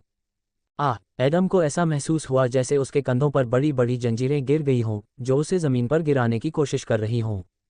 कुछ ही सेकंड में प्लेग रीपर की आभा एडम की आभा के एक हिस्से को नष्ट करने में सक्षम थी। उसकी आत्मा के सफ़ेद धागे काली लपटों को संभाल नहीं पाए और जलकर नष्ट हो गए और शून्य में बदल गए। मैं तुम्हारी मदद करूंगा, ऑस्कर ने जोर से चिल्लाते हुए कहा और फिर अपना हाथ घुमाया। उसकी आभा एडम जितनी मजबूत नहीं थी, लेकिन अगर वे दोनों मिलकर प्लेग रीपर की आभा को रोकने की कोशिश करें तो वे इस खतरे को रोक सकते हैं। हुश! स्वर्ण तलवार अपनी लपटों के साथ एडम की आत्मा की ओर बढ़ी, तथा चांदी के धागों के सामने आकर उन्हें मृत्यु की आभा के हानिकारक प्रभावों से बचाने का प्रयास किया। चटचटाहट, सुनहरी तलवार में दरारें पड़ गईं और उसका एक बड़ा टुकड़ा उड़कर धूल में बदल गया। ऑस्कर ने भारी भौहें सिकुड़ी, उसकी आत्मा को हुए इस नुकसान का असर उसकी छाती में एक दर्दनाक धक्के के रूप में दिखाई दिया। वह इसे झेलने में सक्षम था, लेकिन इससे पता चला कि वह एडम की मदद नहीं कर सकता था। कैटरीन भी उसी स्थिति में थी, उसकी आत्मा पर्याप्त शक्तिशाली नहीं थी। नहीं, नहीं, नहीं, अगर यह आगे भी जारी रहा तो हम सभी को गंभीर आंतरिक क्षति होगी। अगर ऐसा हुआ तो हम निश्चित रूप से उसके खिलाफ जीतने का मौका नहीं पा सकेंगे। एडम ने अंदर से चिल्लाते हुए, अपने दांतों को जोर से पीसते हुए और प्लेग रीपर को घूरते हुए कहा। एडम ने प्लेग रीपर को अपनी निगाहों से जलाते हुए देखा, जिससे पता चला कि वह हार मानने वाला नहीं था, इस स्थिति में तो कतई नहीं। प्लेग रीपर ने अपनी भौं को थोड़ा ऊपर उठाया, जैसे कि एडम की इच्छा और इरादों में थोड़ी दिलचस्पी दिखा रहा हो। हालांकि उसके विश्वदृष्टिकोण में इनमें से कोई भी बात मायने नहीं रखती थी अगर इसे बल द्वारा समर्थित नहीं किया जा सकता था। टुकड़ा टुकड़ा करके, धागा धागा करके, काली लपटें एडम की आत्मा को नष्ट कर रही थीं और उसकी आत्मा का 1/3 हिस्सा पहले ही खा चुकी थीं। थोड़ा और प्लेग की लपटें एडम की आत्मा के मुख्य शरीर तक पहुंच जाएंगी और फिर उसकी आभा की सुरक्षा गिर जाएगी। इस दर से यह निश्चित रूप से बहुत जल्द होगा। नल, अचानक एडम के कंधे पर कुछ चीज छू गई। एक सरसरी निगाह डालने पर उसने देखा कि ओसाना उसके पीछे खड़ी थी, जो तनावपूर्ण स्थिति के बावजूद हल्की सी मुस्कुरा रही थी। क्या वह इतनी सहज क्यों बन रही है? क्या उसे एहसास नहीं है कि अगर मैं इस आभा की लड़ाई में हार गया तो क्या होगा? एडम ने सोचा। वह हैरान था और ओसाना के इरादों से थोड़ा डरा हुआ भी था। अब आप सोच रहे होंगे कि मैं चिंतित क्यों नहीं हूं, ओसाना ने मुस्कुराते हुए कहा। ठीक है, ऐसा इसलिए है क्योंकि मैंने बहुत कुछ देखा है। आप आश्चर्यजनक रूप से मजबूत हैं। आप उससे थोड़ा हार जाते हैं, लेकिन ये कोई समस्या नहीं है। आखिरकार प्लेग रीपर सबसे मजबूत है जिसका सामना K1 फैंटम्स जैसे हम कर सकते हैं। ओसाना ने गहरी सांस लेने से पहले धीरे से कहा। उसी क्षण उसके अंदर से एक सक्रिय नीला क्षेत्र निकलने लगा, जो शीघ्र ही एक लंबी महिला में परिवर्तित हो गया, जिसकी स्कर्ट बहुत चौड़ी थी और बाल घुटनों तक लंबे और घने थे। इस महिला से एक गुलाबी चमक निकल रही थी, जैसे कि ओसाना से ही आ रही हो, जिसके बालों का रंग बहुत नाजुक था। एडम की आंखें चौड़ी हो गईं। वह जानता था कि ओसाना के पास एक शक्तिशाली आभा थी, क्योंकि वह अकेली थी जो स्कारलेट पायरोमेंसर की आभा के सामने नहीं झुकी, लेकिन उसे उम्मीद नहीं थी कि वह दूसरे चरण की आत्मा का उपयोग कर सकती है। रुको, अगर वह इतने समय में अपनी आत्मा को बुला सकती थी तो उसने ऐसा पहले क्यों नहीं किया? एडम हैरान और क्रोधित था। उसने सोचा कि ओसाना ने उनकी कठिन लड़ाई को गंभीरता से नहीं लिया था। ऐसा बिल्कुल भी नहीं था, क्योंकि ओसाना की आत्मा अपने आप में शक्तिशाली नहीं थी, बल्कि केवल उसके जैसे किसी व्यक्ति के साथ गठबंधन में ही शक्तिशाली थी।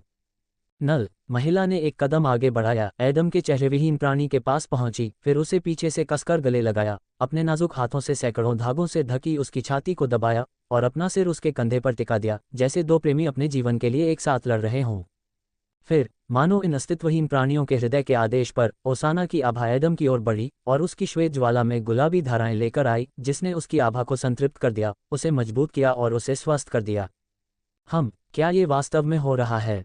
एडम ने अविश्वास में बड़बड़ाते हुए कहा, ये देखते हुए कि उसकी आत्मा के धागे लंबे हो गए और अलग हो गए, जिससे मृत्यु की आभा के खिलाफ, प्लेग के खिलाफ लड़ाई में एक नया हथियार बन गया। जरूर, अब बस ध्यान लगाओ और मेरी आभा का इस्तेमाल ऐसे करो जैसे कि वह तुम्हारी हो। मैं तुम्हें अपनी आत्मा पर पूरा नियंत्रण देता हूँ। ये तब तक जारी रहेगा जब तक मेरी आत्मा तुम्हें कसकर गले लगाए रखेगी। ओसाना ने चेहरे पर एक धूर्त मुस्कान के साथ फुसफुसाया। एडम को नहीं पता था कि ओसाना की ऐसी प्रतिक्रिया का कारण क्या था, लेकिन वह इसकी जांच नहीं करना चाहता था, क्योंकि उसकी मदद ही महत्वपूर्ण थी। हाँ, उसकी आभा की बदौलत सब कुछ बदल जाएगा। प्लेग रीपर की आभा अभी भी मेरी आभा को नष्ट कर सकती है। एडम ने काली ज्वाला के कणों पर नजर डाली, जिन्होंने कई धागों को खा लिया था, लेकिन अब मैं बिना इस चिंता के जवाबी हमला कर सकता हूं कि मेरी आत्मा नष्ट हो जाएगी, क्योंकि ओसाना की आभा मुझे ठीक करती है और मेरा समर्थन करती है। फिर आदम ने अपनी आत्मा की ओर देखा और अपना हाथ आगे बढ़ाया। उसकी आत्मा ने तुरंत उसकी पुकार का उत्तर दिया और अपने दाहिने हाथ को, जिसमें चांदी की सुई कसकर पकड़ी हुई थी, आक्रमण के लिए आगे लाया। सुई की नोक चमक उठी, जिससे न केवल कुछ सफ़ेद लपटें आकर्षित हुईं, बल्कि ओसाना की आत्मा से आने वाली गुलाबी धाराएं भी उसकी ओर आकर्षित हुईं, जिससे ये दो आभाओं के बीच टकराव में एक सचमुच दुर्जेय हथियार बन गया। कैटरीन आश्चर्यचकित थी, क्योंकि वह अपने सामने विकसित हो रहे अद्भुत दृश्य को देख रही थी। ओसाना के कार्यों के कारण दो आभा और दो आत्माएं एक साथ काम करने में सक्षम थीं। कुतिया, वह सहारा है, उसने कब अपनी आभा को इस स्तर तक विकसित करने में कामयाबी हासिल की? मैंने इस पर बहुत ध्यान दिया और प्रयास किया, लेकिन मैं केवल पहले चरण की आत्मा ही हासिल कर पाए। ओसाना के प्रति स्पष्ट ईर्ष्या के साथ कैटरीन ने अपने होंठ काटे, लेकिन वह ये स्वीकार करने से खुद को नहीं रोक सकी कि यह सुंदर था। एडम की आत्मा, जो अपने आप में भव्य दिखती थी, अब एक सच्चे योद्धा की तरह लग रही थी, जो अपने साथी की शक्ति का उपयोग अपनी और अन्य सभी की रक्षा के लिए कर रहा था। कांपना, कांपना, कांपना। सुई चमकदार रोशनी और गुलाबी आभा की धाराओं से भर गई और बहुत बड़ी हो गई तथा 2 रंगों का एक बाहरी आवरण प्राप्त कर लिया जिसने सुई को एक चौड़े भाले की नोक की तरह ढक लिया। प्लेग रीपर की आंखें कौतूहल से भर गईं। इसकी भयावह शक्ति और इतिहास के बावजूद उसने अभी तक ऐसा कुछ नहीं देखा था। वह कभी भी आभा की लड़ाई में नहीं हारा था और इस बार भी कोई अपवाद नहीं था। एल्ला और लेरो इच्छाशक्ति का बिल्कुल भी उपयोग नहीं कर सकते थे और कैटरीन और ओस्कर इतने मजबूत नहीं थे कि वे इसका विरोध कर सकें। उनकी पहली स्टेज की आत्माएं प्लेग रीपर की दूसरी स्टेज की आत्मा से सीधी टक्कर में कुछ ही सेकंड में मर जाएंगी। ये तब स्पष्ट हो गया जब ओस्कर की सुनहरी तलवार काली लपटों से टूट गई और एडम भी प्लेग रीपर जैसे प्रतिद्वंद्वी का सामना करने के लिए पर्याप्त मजबूत नहीं था। इसका कारण उनकी ताकत और प्लेग रीपर की आभा की प्रकृति में अंतर था, जो एक प्लेग की तरह व्यवहार करता था जो अपने रास्ते में आने वाली हर चीज को भस्म और नष्ट करना चाहता था। लेकिन ओसाना के प्रकट होने के बाद सब कुछ नाटकीय रूप से बदल गया और ऐसा इसलिए नहीं हुआ क्योंकि वह दूसरे चरण की आत्मा की दूसरी धारक थी। उसका उपचारात्मक प्रभाव और अतिरिक्त आभा केवल अपरिहार्य घटना को विलंबित कर सकती थी, क्योंकि देर सवेर प्लेग रीपर की आभा अपना काम करेगी और उन सभी को निगल जाएगी। ओसाना ने तब तक इंतजार किया जब तक ये स्पष्ट नहीं हो गया कि एडम अंधेरे लॉ के हमले का सामना करने में सक्षम था, जिसका मतलब था कि उसकी मदद से वह बचाव से हमले पर स्विच कर सकता था। अच्छा, किसी भी कवच को भेदने की आपकी क्षमता के साथ हम निश्चित रूप से ये दिखाने में सफल होंगे कि हम यहाँ फंसे हुए पीड़ित नहीं हैं।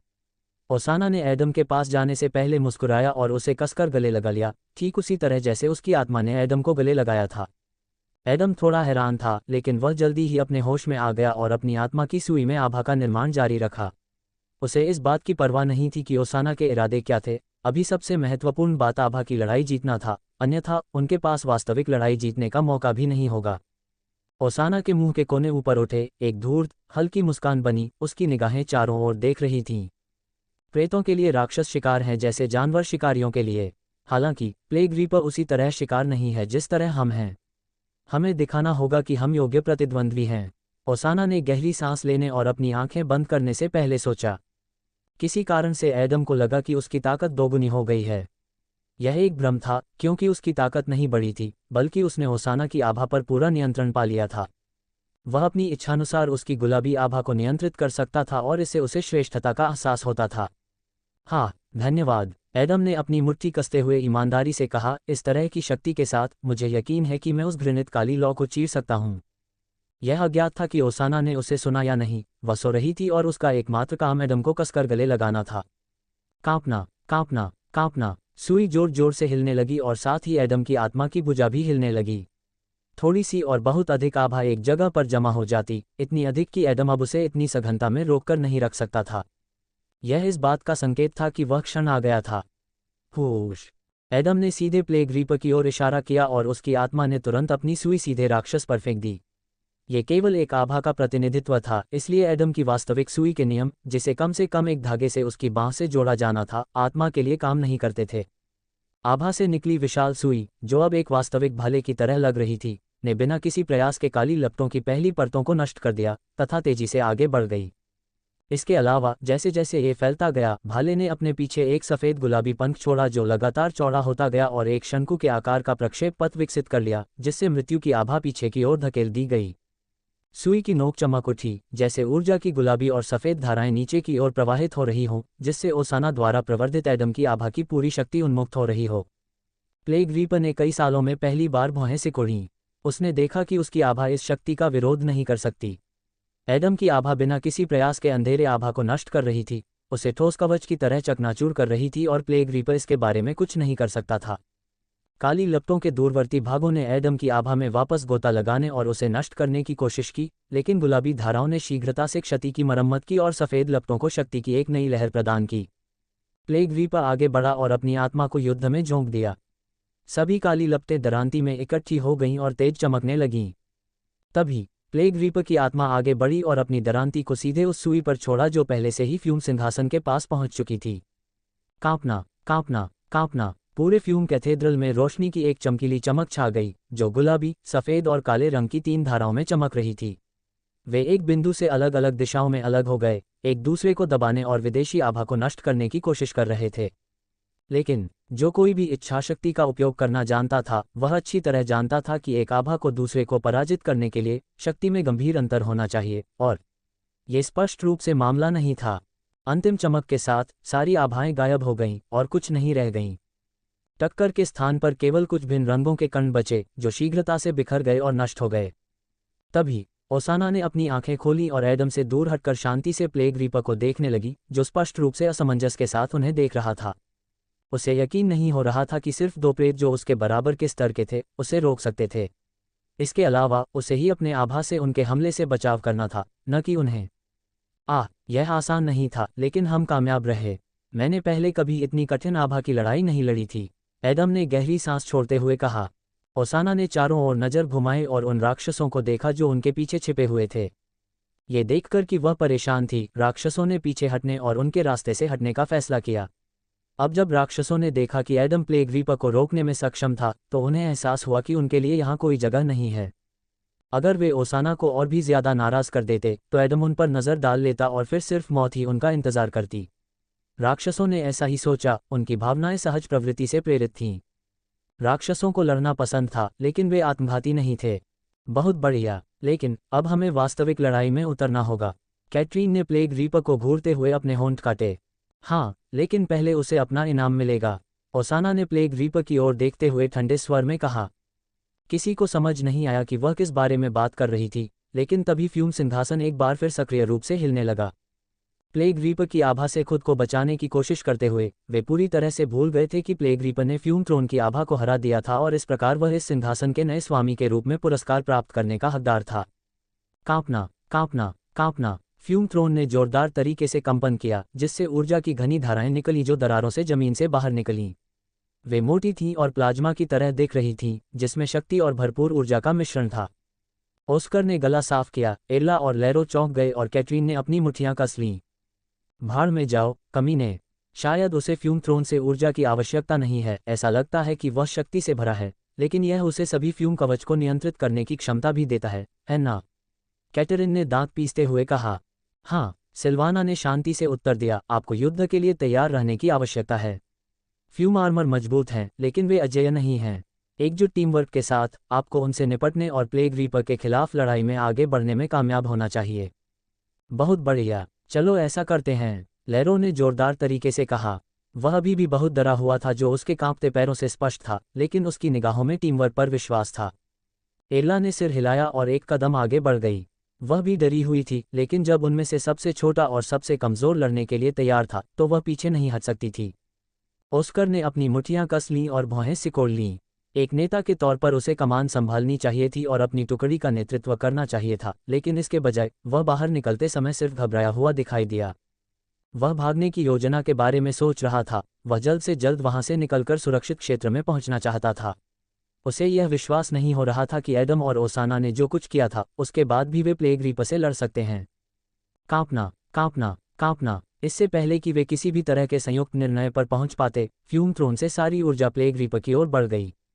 धाराएं प्लेग रीपर के सामने रुक गईं, एक बिंदु पर एकत्रित होकर एक घने गोले में बदल गईं, जिससे हवा हिलने लगी। प्लेग रीपर की जगह पर ज्यादातर राक्षस तुरंत इस ऊर्जा का इस्तेमाल अपनी ताकत वापस पाने या विकास के करीब जाने के लिए करते। फिर कुछ दिन या हफ्ते बिताने के बाद इस ऊर्जा की मदद से वे विकास करना शुरू कर देते। लेकिन प्लेग रीपर के लिए ऐसा कोई विकल्प पहुंच से बाहर था और उसके पास वास्तव में एक और योजना थी। क्रैकल। प्लेग रीपर ने अपने हाथ आगे बढ़ाए और सफ़ेद गोले को कसकर पकड़ लिया। हालांकि उसे सोखने के बजाय उसने गोले को अपनी हथेलियों से दबाना शुरू कर दिया, जिससे वह तीव्र बल के कारण डगमगाने और हिलने लगा। वह क्या कर रहा है? कैटरीन की आंखें भ्रम में फैल गईं और उसकी आवाज़ में हल्का आक्रोश था। वह समझ नहीं पा रही थी कि इतनी सघन और शुद्ध ऊर्जा के साथ इतना अनादर कैसे किया जा सकता है, जैसा कि प्लेग रीपर ने किया था। चटचटाहट। प्लेग रीपर की हथेलियों के टूटने से पहले गोले में दरारें पड़ गईं, जिससे वह पूरी तरह नष्ट हो गया। ऊर्जा के सफ़ेद धब्बे आग की लपटों की तरह चारों ओर फैल गए, जिससे पूरा फ्यूम कैथेड्रल रोशन हो गया। इस विशाल संरचना में अब एक भी अंधेरी जगह नहीं थी जहां फ्यूम कवच, राक्षस या यहां तक कि साधारण छायाएं भी छिप सकें। ऊर्जाएं केवल हवा में लटकी रहती थीं, दीवारों के पास, खंभों के पास, छत के नीचे या दूर कोनों में। वे अपने लिए कोई भी उपलब्ध स्थान केवल एक ही उद्देश्य से तलाशती थी, धीरे धीरे विलुप्त होकर जमीन पर वापस लौट जाना। लेकिन यह एक लंबी प्रक्रिया थी क्योंकि ऊर्जा सघन और शक्तिशाली थी। कई घंटे बीत जाते थे जब ये रोशनी बुझ जाती थी और फ्यूम कैथेड्रल एक बार फिर लगभग पूरी तरह से अंधेरे में डूब जाता था।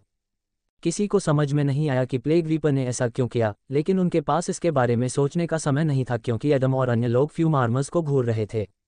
उन्हें एहसास हुआ कि अब फ्यूम थ्रोन से प्राप्त नई शक्ति के साथ प्लेग रीपर फ्यूम आर्मर्स को उन पर हमला करने का आदेश देगा। और 10 सेकंड भी नहीं बीते थे कि प्लेग रीपर अपने सिंहासन से उठ खड़ा हुआ और अपना हाथ आगे की ओर इशारा किया। सावधान, एक घेरे में खड़े हो जाओ और उनमें से प्रत्येक पर कड़ी नज़र रखो। अगर हम उनके शुरुआती हमलों का सामना कर सकते हैं और अपनी सुरक्षा बनाए रख सकते हैं तो हमारे पास मौका है।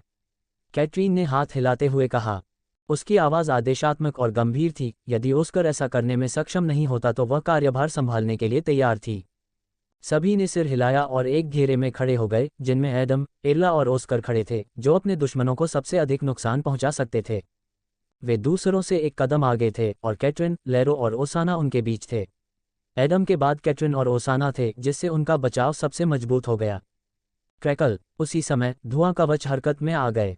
उनके कदम शक्तिशाली थे, जिससे जमीन कांप रही थी और उनकी तलवारें लंबी और घातक थीं। वे स्पष्ट रूप से लड़ने पर आमादा थे, लेकिन फैंटम्स पर नहीं। होश! 2 फ्यूम आर्मर्स आगे बढ़े, अपनी तलवारें लहराते हुए, और जिस राक्षस तक वे पहुंच सके उसे काट डाला। फिर उनके साथ अन्य राक्षस भी शामिल हो गए। एडम, कैटरीन और ओसाना इस दृश्य को अज्ञानता से भरी अपनी खुली आंखों से देख रहे थे। क्या हो रहा है? शायद उन्होंने प्लेग रीपर के आदेशों को गलत समझा है, एर्ला ने फुसफुसाते हुए कहा, ये देखते हुए कि फ्यूम आर्मर्स ने अपने आदेश को पूरा करने के लिए स्पष्ट दृढ़ संकल्प के साथ राक्षसों पर हमला किया। कई राक्षस उग्रता से दहाड़ने लगे, उनकी दहाड़ फ्यूम कैथेड्रल में गूंज रही थी तथा दीवारों से टकराकर गूंज रही थी। क्रैकल, अगले ही पल एक लंबी काली तलवार एक विशालकाय और डरावने राक्षस के गले में घुस गई, जिससे खून की धार बहने लगी। लेकिन राक्षस इतनी जल्दी हार मानने वाला नहीं था। अपने आखिरी सेकंड खत्म होने से पहले ही राक्षस ने अपने शक्तिशाली पंजों से धुएं के कवच को पकड़ लिया और शूरवीर को चीर डालने का इरादा किया। शूरवीर का कवच हिलने लगा, शक्तिशाली दबाव के कारण वह टूट गया और मांस के फटने जैसी तेज आवाज निकलने लगी। वोश! इस शूरवीर के बगल में 2 छायाएं आईं, जिन्होंने एक साथ अपनी तलवारें घुमाईं, राक्षस का सिर काट दिया और अपने साथी को बचा लिया। घायल फ्यूम आर्मर ने उनकी ओर देखा, थोड़ा सा सिर हिलाया और अपनी तलवार उठाई तथा अपने नए स्वामी के आदेशानुसार फ्यूम कैथेड्रल में प्रत्येक राक्षस को मारने के लिए उनके साथ लड़ना जारी रखा। फ्यूम आर्मर्स की तुलना में राक्षस कहीं ज्यादा थे, लेकिन उनकी व्यक्तिगत ताकत और टीमवर्क प्रभावशाली था। जल्द ही वहां कोई राक्षस नहीं बचेगा क्योंकि फ्यूम आर्मर्स इस नरसंहार को समाप्त करने के लिए तैयार थे। ऑस्कर, एर्ला, लेरो, कैटरीन और ओसाना ने फ्यूम आर्मर्स को देखा और उस समय एडम ने प्लेग रीपर की ओर मुड़कर उसे एक शांत नज़र से देखा। मैं समझता हूँ, इतना घमंडी और शक्तिशाली व्यक्ति अपने विरोधियों से निपटने के लिए दूसरों की शक्तियों का उपयोग नहीं करेगा, है ना? एडम ने मन ही मन कहा और उसके चेहरे पर हल्की मुस्कुराहट उभर आई। उसे एहसास हुआ कि प्लेग रीपर ने जो आदेश दिया था वह गलत नहीं था। उसने जानबूझकर ऐसा किया था क्योंकि वह यहाँ केवल योग्य लोगों को ही रखना चाहता था। फिर एडम आगे बढ़ा, बिना बचाव की चिंता किए या घेरे में बने रहने की चिंता किए। उसे पूरा भरोसा था कि प्लेग रीपर फ्यूम आर्मर्स को उन पर हमला करने के लिए मजबूर नहीं करेगा। मैं यह नहीं कह सकता कि मैं इस तरह के फैसले का सम्मान नहीं करता, लेकिन ये तुम्हारा नाश करेगा। हम लड़ेंगे और जीतेंगे। मैंने एक शीर्ष 2 राक्षस को मार दिया है, इसलिए तुम मेरी अंतिम परीक्षा हो। एडम ने प्लेग रीपर को गौर से देखते हुए आत्मविश्वास से कहा। प्लेग रीपर की निगाहें शांत रहीं, लेकिन जैसे ही उसने एडम के शब्द सुने, उसके चेहरे पर मुस्कान आ गई। वह समझ गया कि उसके सामने खड़ा प्रेत क्या कह रहा था और वह उसकी चुनौती स्वीकार करने के लिए पूरी तरह तैयार था। आखिरकार यहाँ आना कोई गलती नहीं थी, ये तो पक्का था।